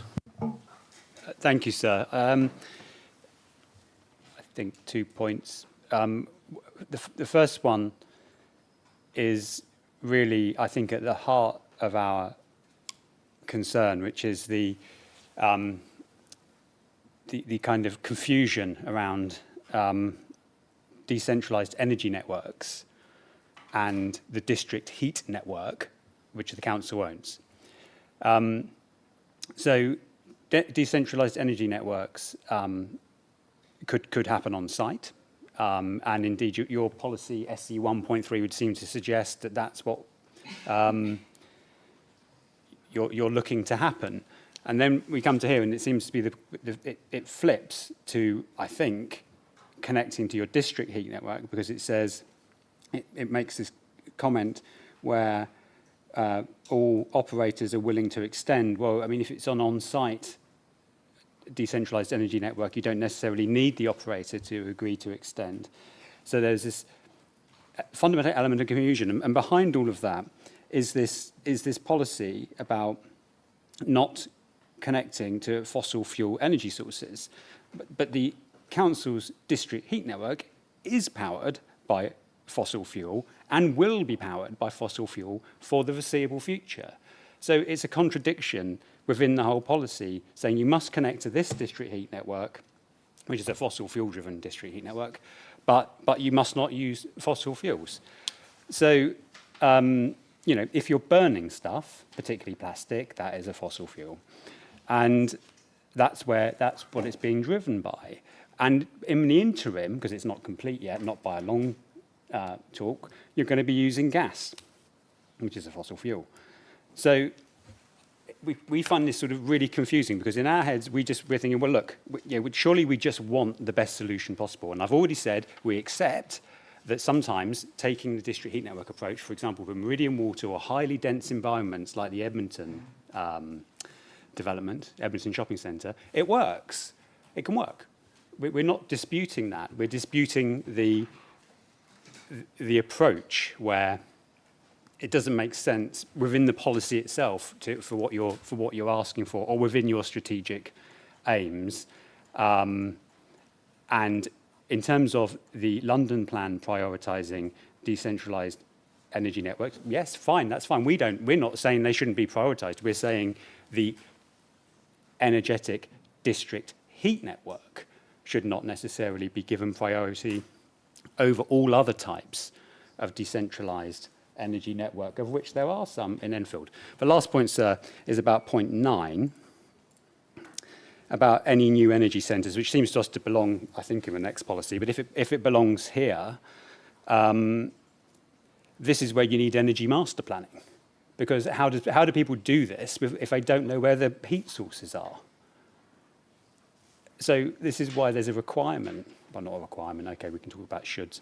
This is why the London plan suggests, if you like, energy master plans. Because to do these kinds of things, people need to know where the actual heat is and the actual energy is. So that was it, sir. Thank you. Okay, thanks. Clearly, one thing, if I was to consider whether or not the council needed to produce an energy master plan or plans prior to adopting this plan, then that would have some very significant implications for the examination and everything else. So, you know, that's obviously something else I have to bear in mind, the extent to which you can actually have a plan where other documentation might well be, SPD is one of the master plans. There are other things which happen in parallel or after the plan, so that's one thing. The point I particularly want to pick up on is this thing, though. There's two things here. One is what I've just said. I'm not entirely certain, and I've just been rereading SI2. and the hierarchy. I'm not sure I see that it says decentralised energy before anything else. I mean, it doesn't seem to me, I will say, just on the face of it, completely logical to have a policy which doesn't allow someone to demonstrate that they have a solution which is better than the solution the council want you to do. If you can, and it might well be it is an exception, it'll set out as an exception, but it seems logical to me to say, you know, all things being equal, why aren't we going for the best solution? So that's one thing. If we could just bottom out this idea that whether or not it is purely sort of a typo, if you like, that or reference to decentralised energy network and the district heat network are just being used interchangeably, and that might be erroneous. And if it's just reference to decentralised energy, that might covers every eventuality then. That's right, sir. There's no intention that it should be, everything should link into that particular heat network. That's why it says decentralised energy network. So I think it might just make I mean, as it's drafted, criterion 10, I think sometimes the tendency, a danger of looking beyond what the policy says and trying to interpret things in what you've heard. But actually what the policy says is decentralised energy networks. So, but if we can just be clear and maybe make sure any terminology in the policies are all saying the same thing and mean that, and if it needs to be explained that the district heat network is part of that, and there might be alternatives. But I will say, I think, just on the face of it, it does seem like probably a caveat in the policy somewhere that allows for, allows for an applicant to at least make the case, even if it is an exception to do something different. That would seem just logical town planning to me. So there's that. Mr. Burns, I want to move on. Thank you, sir. Just two very quick points. In terms of the Energy Master Plan, I think our suggestion was that the council commit to producing it rather than in the future is what was required, so people could refer to it. In terms of points 10 and 11, I mean, criteria 11 says if connection to a decentralised energy network is not possible, then you need to do this. And what it actually describes is a type of decentralised energy network. So it's really unclear well, I think I can know how this will be interpreted, but I don't want to go beyond to that. But it is, it's just not clear. Thank you, sir. Okay.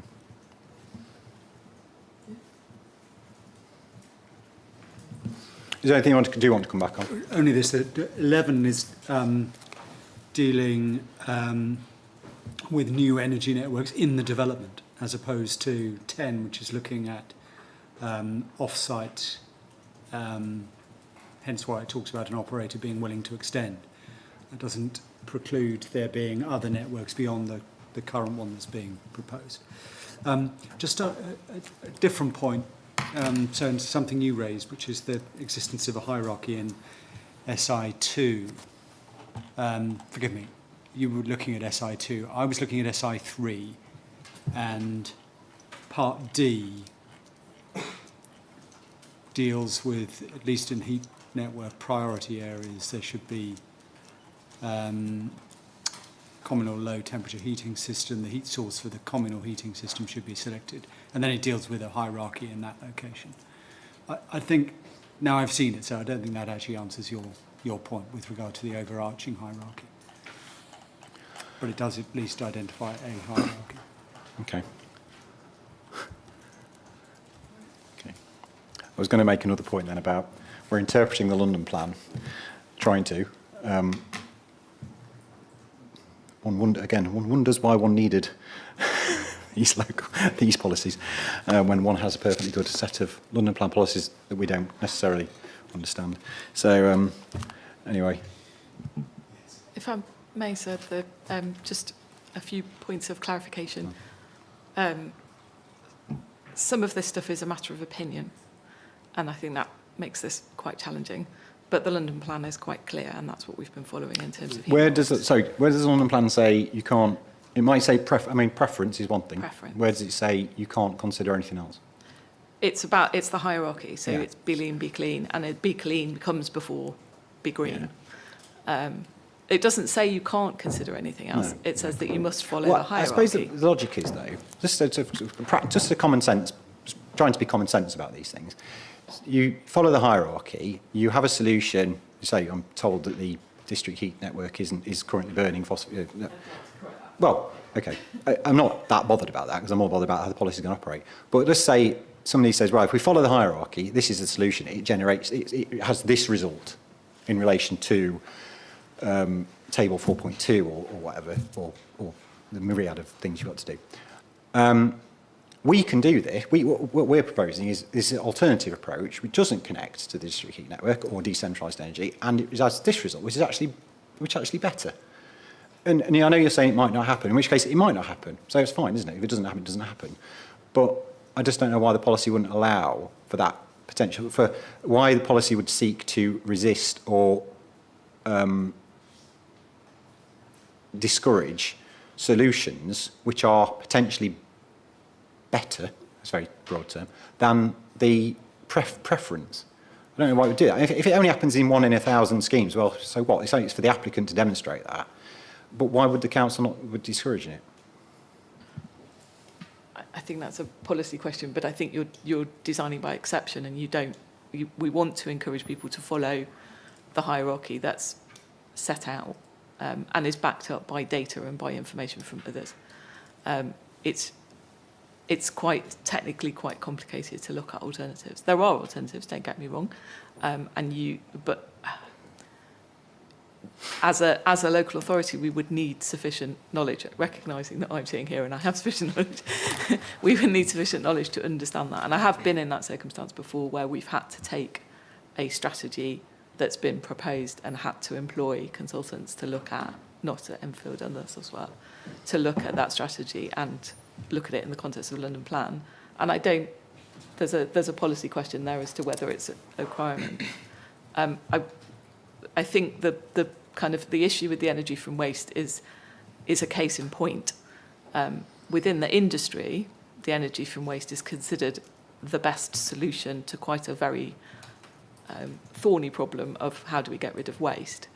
The emissions, and there's I can share, quite happy to share documentation about the emissions from energy from waste, is considered incredibly low, not just to do with heat networks, just in general. They're back to technical things, these systems are big. And when you do something of that size, they are required to... I'm not disputing that the preference is for connection to a district heat network or / decentralised energy. I think it needs to be clear. The plan needs to be, stop using things or potentially make sure it's not using things interchangeably. What I'm suggesting is that it seems counterintuitive to me for a plan to not say, if there is no suggestion that there's an alternative which is preferable or better, or there's no, or an applicant doesn't come forward with one. An applicant is quite content to follow the hierarchy as it is and doesn't want to, then the policy allows for that, and that's perfectly fine. What I'm saying is, it just seems counterintuitive to me to say, well, actually, if you can come forward with something which is not quite in line with the hierarchy, but is actually demonstrably more energy efficient or results in less harm, I don't know why the council would do that. Now, you could argue, well, you don't need to put that in policy because that's planning and you can just deal with that, so fine, that was for me to go away with. It seems an odd thing for the council, but well, no, we don't want to countenance that. I don't know why you wouldn't countenance it. Even if it's infinitesimally possible, which might be the case, it just, The existence of exceptions is certainly something that can be incorporated within a policy, but the overarching approach is, as there's loads of policies in Mr. here Ronsky said. and elsewhere where it says you will do this unless, and it seems to me it would not be absolutely abhorrent to have a criteria which says you will follow the energy hierarchy unless. Yes, there's certainly the ability to take that step. Yes. Okay.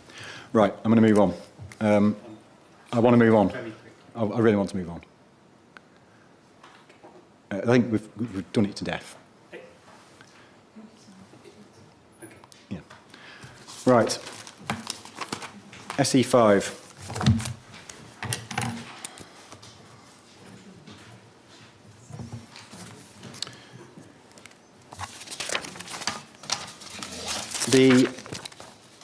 Policy, I didn't really have much to say about this other than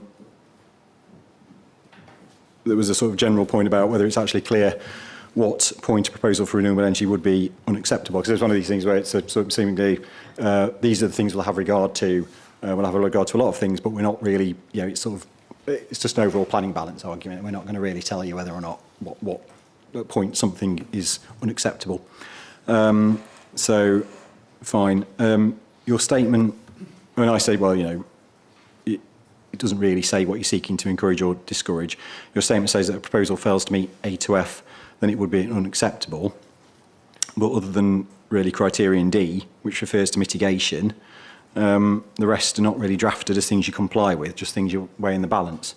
And even criterion C, which is discussing impacts on the built and natural environment, doesn't really indicate what you're seeking to promote or avoid, just shall have regard to the impacts, which of course you'd do anyway. So, you know, it's not telling anyone anything that you wouldn't tell them. So, I mean, you know, no strong views, but is there any particular views on whether or not this is an effective approach? So yeah, the intention of the policy was to provide kind of key criteria that would be borne in mind by decision makers in assessing renewable energy applications. It's certainly happy to revisit any aspects to make it more directional to improve that effectiveness. Yeah, it may be cross-references and things again, really. Again, because, I mean, I have to say, it's sort of, again, when you get into things like slightly, probably come on to this tomorrow, you know, starts mentioning Greenbelt and Metropolitan Open Land in a landscape context, which it's not, and it really, you know, something we've covered a lot about, conflation of what Greenbelt policy is about with other things. But in and of itself, you know, it's covering, generally, criterion C is covering a wide range of issues that you would take into account anyway, but without necessarily, you know, so it could be, you could, I mean, it might go without saying again, but, you know, in accordance with other policies. I mean, it's one of those phrases which probably would, in other contexts, make me a bit, what are you saying that for? But if you need to say it, you know, how are you going to have regard? And I guess it shouldn't imply, and this is, again, probably something for me to take away with, the policy shouldn't imply, I guess, that any renewable energy project is acceptable in principle, provided we've sort of thought about these things. You know, there will be points at which one assumes that if it has too significant impact on landscape or heritage or whatever, then it would be unacceptable. And in the way I think it's written at the moment, it just sort of seems a bit vague. So that's just something, again, something for me. Any comments on C5? Thank you, sir. Two comments. I still wasn't sure whether how these fit into whole life carbon assessments, these schemes. And the second thing is that the London Plan has a policy, SI3 energy infrastructure, which sets out how we should approach energy infrastructure, including energy master plans being developed for large-scale development locations, which set out quite a lot of ways that these things should be thought about, which is quite difficult without an actual energy master plan. But this is specifically for going forward, producing energy master plans for large-scale development locations, which in and of themselves will identify, of course, the energy and heat loads available in the local area, which those developments, energy developments, should be pulling on for the large-scale developments. Thank you, sir.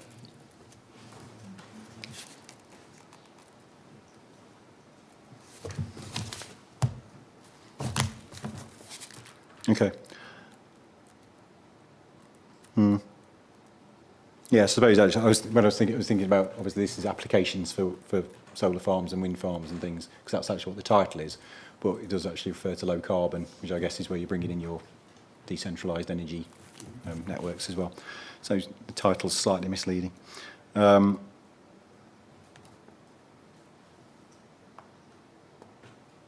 any comments on those matters? The policy is clear, sir, as to what it's looking at. It's dealing with those two forms of development or whatever may be incorporated within it. And the question is whether it captures what's necessary for the purposes of assessing those policies, and we think it does. Those developments, rather, and we think it does. I mean, it's very much a development management policy rather than a strategic policy about, it's not, probably not addressing what you, it's, the scope isn't necessarily there, I think. So I guess your suggestion is an omission overall, which, again, probably one for me with your statement to take away. I don't think the council's going to say anything more on that, so. Okay, thank you. Move on then to SE6.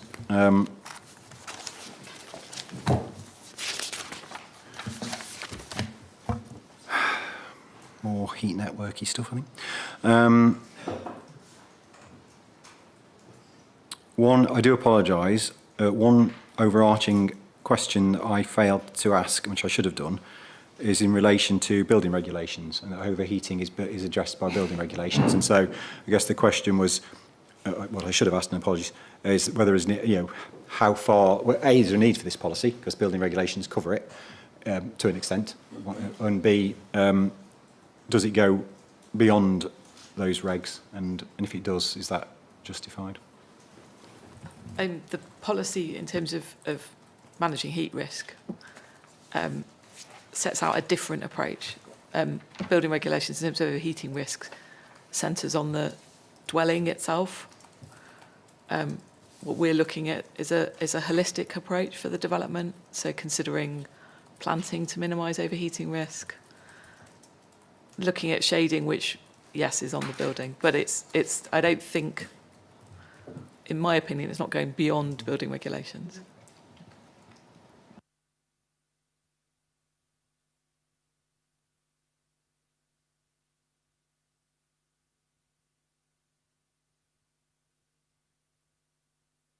There is reference to modelling, which I think might be in the London plan, actually. I think my understanding of the, albeit it might say it's in the London plan, so that's it, but is whether or not the modelling that's required as part, because there is modelling, I think, required as part of building regulations for overheating.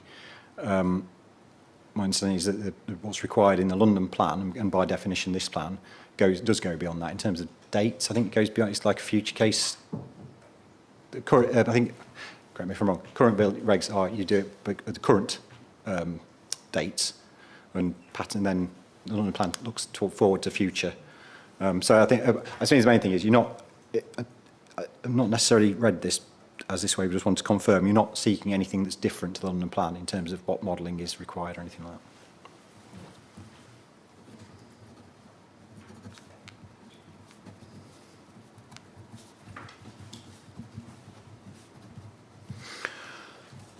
I think your statement did say the policy could be a little bit clearer, but you've not indicated how you would like to change it. I will just come my point, see if there's anything you want to say holistic. But I say the first point about building regs, sorry, that should have been in my questions. I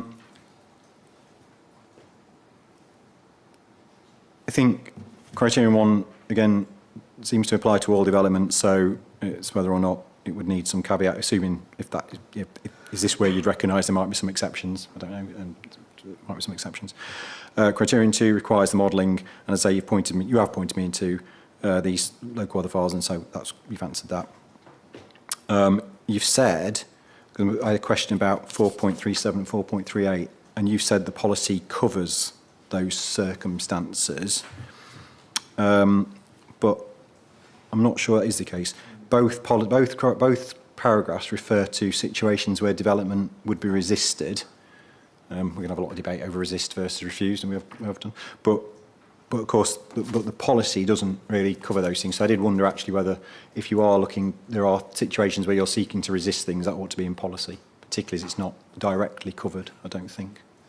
Yes, I think the tree cover is covered by 2B, but it could be more safely set out specifically.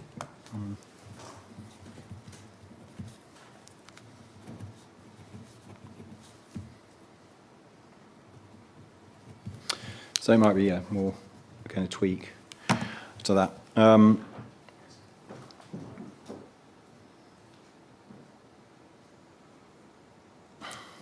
Okay, yeah. So I think actually looking at it again and looking at it in the view of the London plan, it may not go beyond much of what the London plan says. I don't think so.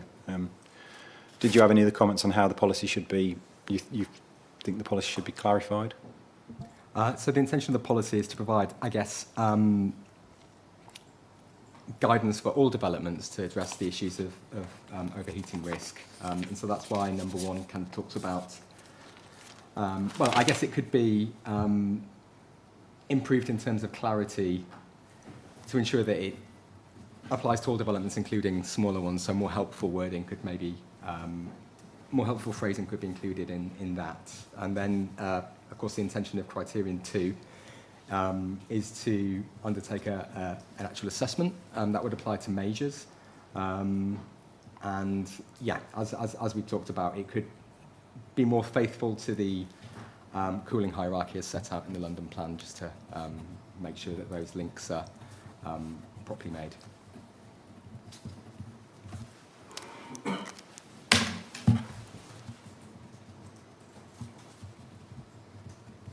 Okay, I'll bear that in mind. Thank you. Any comments on this one, Mr. Byrne? So it's just the same comment, really, just that it comes back to the energy master planning, which says you should be identifying cooling network routes for major development, and development plans should also identify not just heating but also cooling networks and locations for future heating and cooling. And of course, that cooling energy use will have to feed into the carbon assessment as well, which of course makes a big difference in terms of the heating network you choose as well. So all these things are interconnected, and we didn't feel that was necessarily reflected here. So beyond the energy master plan, then, what is the? What are you? Does the London plan require you to do things you've not done? I suppose is a question. Not to our knowledge, no, sir. And then the substantive points that Mr. Burns raised. Dan, anything to say?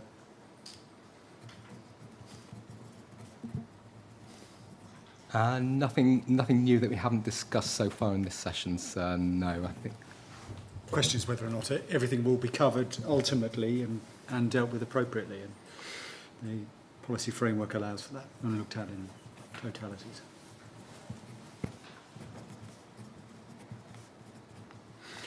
Okay, thank you. I'm conscious it's 1 o'clock. I'm going to try and do a bit more, at least get on to, if everyone's okay with that. We may not get quite through to the end, but if we can get through to, say, 1:15 and then take lunch then. Otherwise, we're on a bit of a flow. So, SE7, managing flood risk.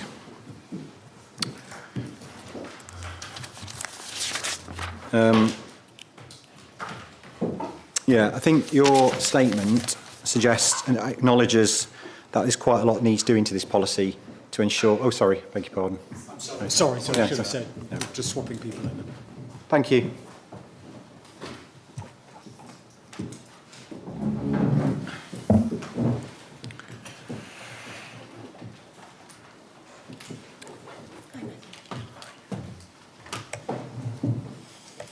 Yeah, I was going to say, I think your statement acknowledges, probably picking up on some of my questions, that a lot needs to be done, or quite a lot might need to be done to this policy to ensure it's consistent with national policy.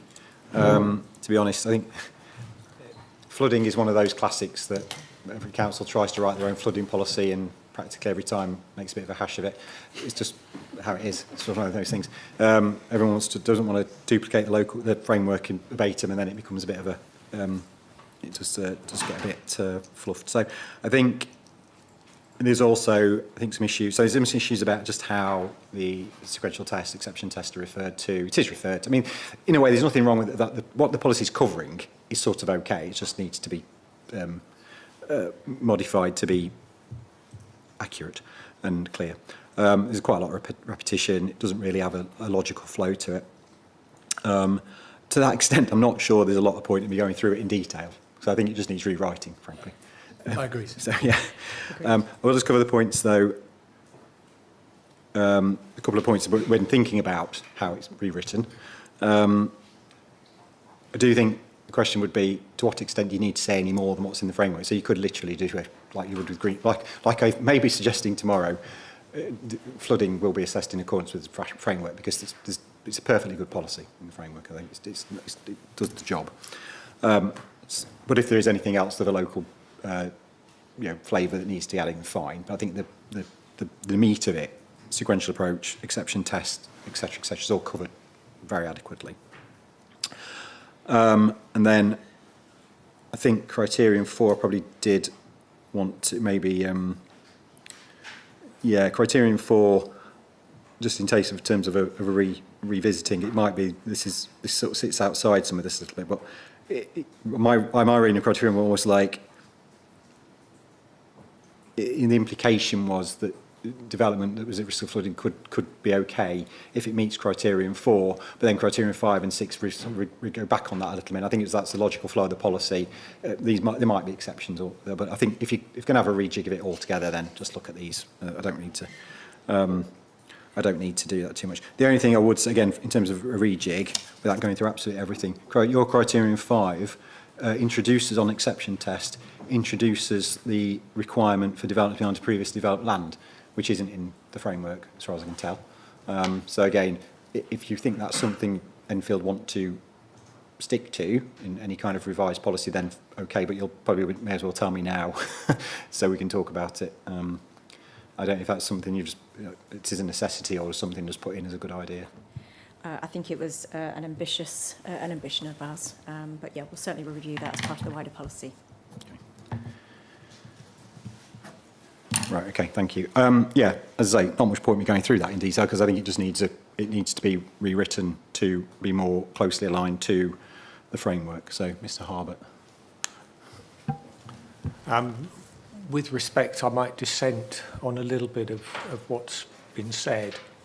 I hate to use the phrase watering down the policy, but if we go to the historic DMD, the requirements in that are in part a foundation of what's been incorporated in the draft policies here.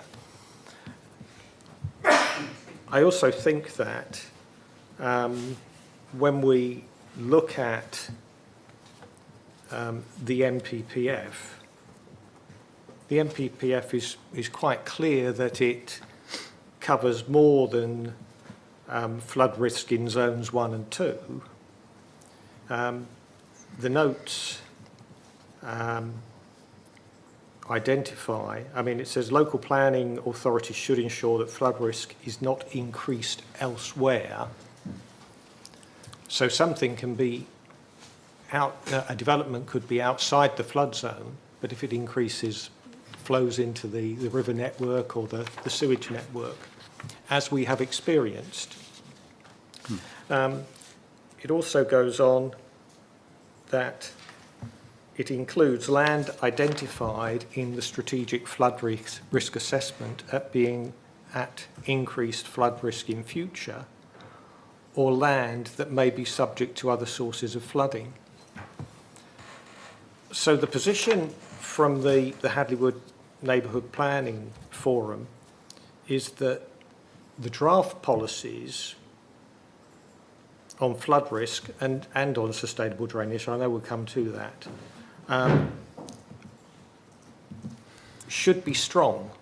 And we would expect flood risk assessments to be required for all development. Now, to put that in context, every climate study is predicting more frequent and more intensive rainfall and a higher incidence of flooding. For example, the Environment Agency updated its national assessment in January of this year and states 6.3 million properties in England are in areas of risk at flooding from one or a combination of sources. With climate change, the total number of properties in areas at risk from rivers, from the sea, surface water, could increase to around 8 million by mid-century, by 2050. In other words, 1 in 4 properties in England will be at risk in areas at risk of flooding. The detailed risk estimates that supported that analysis are identified by parliamentary constituency, and the estimates for Enfield constituencies are between 33% and 44% at risk. So almost half of Enfield is at risk of flooding. When we add 30,000 homes or more as part of the new plan, and then take into consideration thousands of house extensions, increased hard standing, patio areas, outbuildings and basements, that risk will only increase. Now, the real experience we have in Hadley Wood over the last 25 years has just seen more flood incidents, both from surface water and from overflows from the sewage system, which have impacted householders with sewage in back gardens and actually coming into the ground floor of their properties. Luckily, we've had 2 flood relief schemes that have been dealing with that challenge. The last was only implemented within the last year, but the incidents arose 15 years ago. So 15 years of unmanaged flood risk. So I believe that the policies as written do comply with the NPPF, but I also believe passionately that they're merited. Every development can cause flood risk, as simple as an outbuilding waterlogging a neighbouring property. So the scale of that flood risk assessment, can be proportionate to the scale of the proposed development. But I think that consideration and that awareness should be an integral part of the planning application process. Thank you. Thank you. Thank you. Thank you.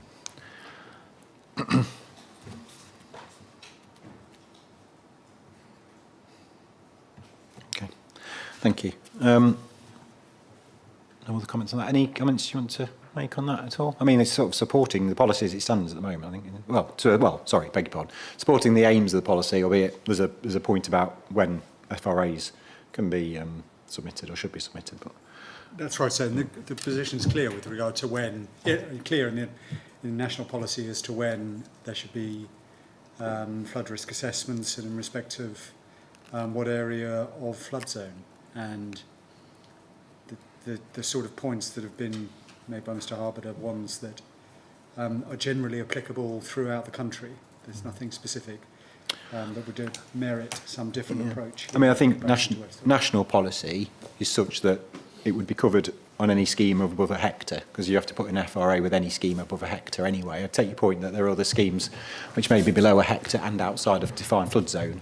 But I think that's I can take that sort of point away with me, I think, and see how. But I think the general point on this policy is it needs to be. I don't think, in essence, I've got anything wrong with the idea of the policy. It just, as it's worded at the moment, needs to be rejigged to be more effective and clear. So I think I think there's a massive departure between you on that. So the other point is that paragraph 170, as it was, at least what we're examining the plan against, indicates the need for site-specific flood risk assessments, potentially, could be by strategic SRA, being required when one is seeking to pass the exception test, which of course incorporates its application to various flood zones. Sorry, Mr. Harbert, did you have another point? And depending on that, I should say that the type of development. I mean, the requirements are obviously very set out in national policy, so there is some limitations. And I just think the interpretation of those requirements can be as broad as you want it to be. And if I quote from the DMD, which is the policy that was adopted in 2014, I think it's quite clear. Site-specific flood assessments will be required for the following: development proposals in the 1 hectare or greater in flood zone 1, all proposals for new development located in flood zones 2 and 3, all proposals in groundwater flood risk areas, all proposals for new development identified at being at risk from surface water flooding in the SW, Surface Water Management Plan, or any development that may be subject to other sources of flooding identified in subsequent reviews and updates of the evidence base. Well, I'm just going to say, but what you've just read out, albeit the wording is different because things have moved on, obviously in the framework. That's pretty much my interpretation of what the framework says is pretty much what that says, because it's any source of risk of flooding should be submitting one. So irrespective of size, but anything above a hectare is required to submit one anyway. So I think it sounds like it's not. The wording might be different, but if you cross-refer back to the national framework, then I don't think there's many gaps from what you've just read out that are different to what's in the framework. For Mr Harbour's benefit, it's footnote 59, paragraph 173 of the 23 MPPF, which is what we're examining against. Well, point taken. I mean, obviously, when a redrafted policy is before me, I can assess whether or not it does what it needs to do in terms of FRAs and so on. So I'm going to leave that there. Thank you. If I could quickly do, we may start slightly after 2 o'clock, but if I can get these finished now, then I will do. So SE8, protection and improvement of watercourses. Don't think I've got a lot to say on this one. Really, this is what I think. My main point here is, well, my main point here isn't probably today. So it's whether we do it now or tomorrow, because we have two policies which are suspiciously similar in terms of. Now, I'm quite content to defer that, but I think the general point is we've got SE8 on protection improvement watercourses, then BGX, which is watercourses, and they've got some very significant overlap. So maybe overall it'll be, well, you need a policy on watercourses between them. Do they do the job and everything else? Particularly, I have nothing particularly to say about this policy. It's not supposed to, the policies say the wrong things or anything. It's just more. They say very similar things. So my only point here really was about criterion 1A. I think we've accepted that there's 3 different approaches to setback from watercourses in the plan. There needs to be one. So how we deal with that in the fullness of time can be sorted. But I think there's a recognition that it does need to be sorted. And then removing reference to bodies who aren't the council. And then I've got nothing else on this one, really. So any comments on that policy? No, thank you. Anything further? I should say anything from yourselves on that? No, thank you very much. As I say, similar thing tomorrow might be, there's not a lot in that policy that's wrong with it. It's just, it says the same things. So.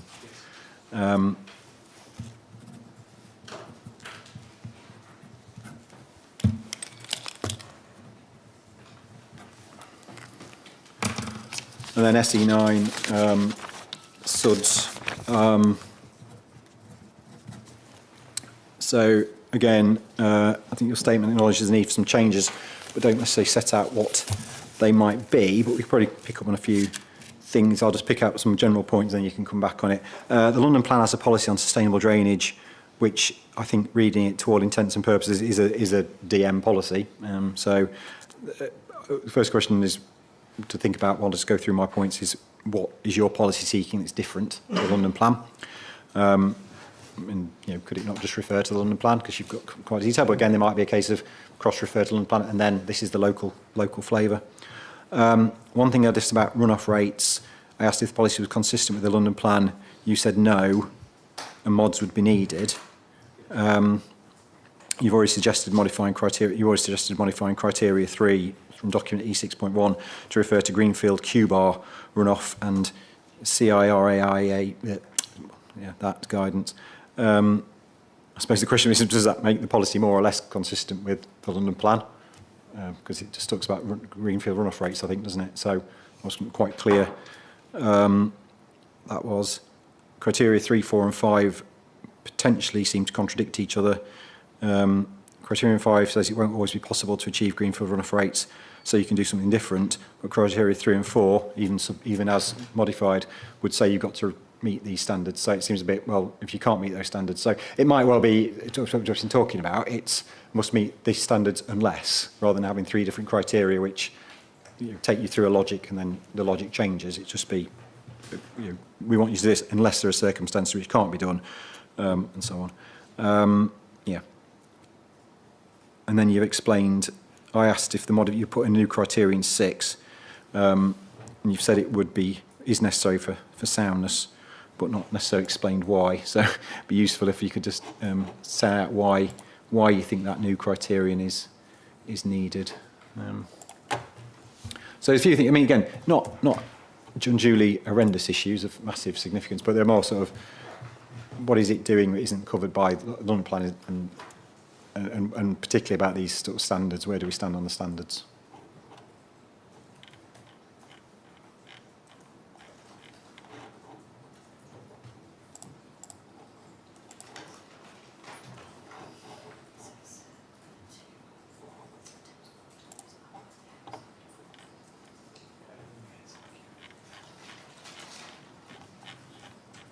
So yes, the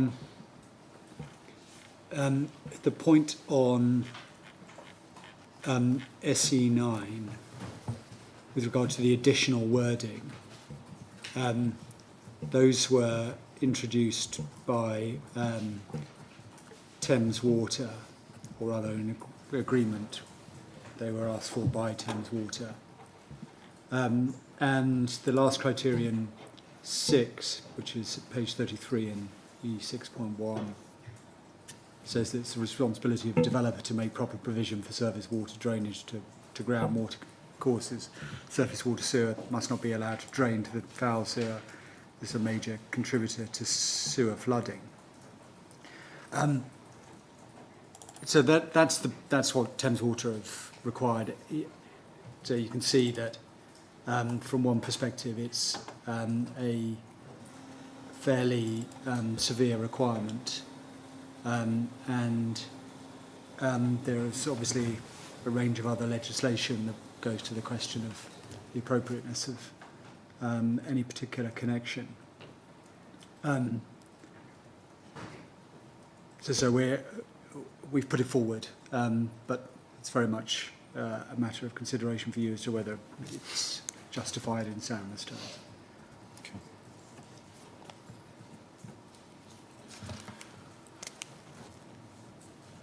I think there'll be a policy this afternoon, maybe, which also covers a similar thing. Yes, I think there's E4, another. Yeah, the environmental That's protection policy might cover certain things of this nature, perhaps. EMV1. Yes. Yeah, I just wanted to get my head around the standards. I think the London Plan just talks about achieve greenfield runoff rates, I think, just full stop. And then you had that and then changed it. So I guess I don't...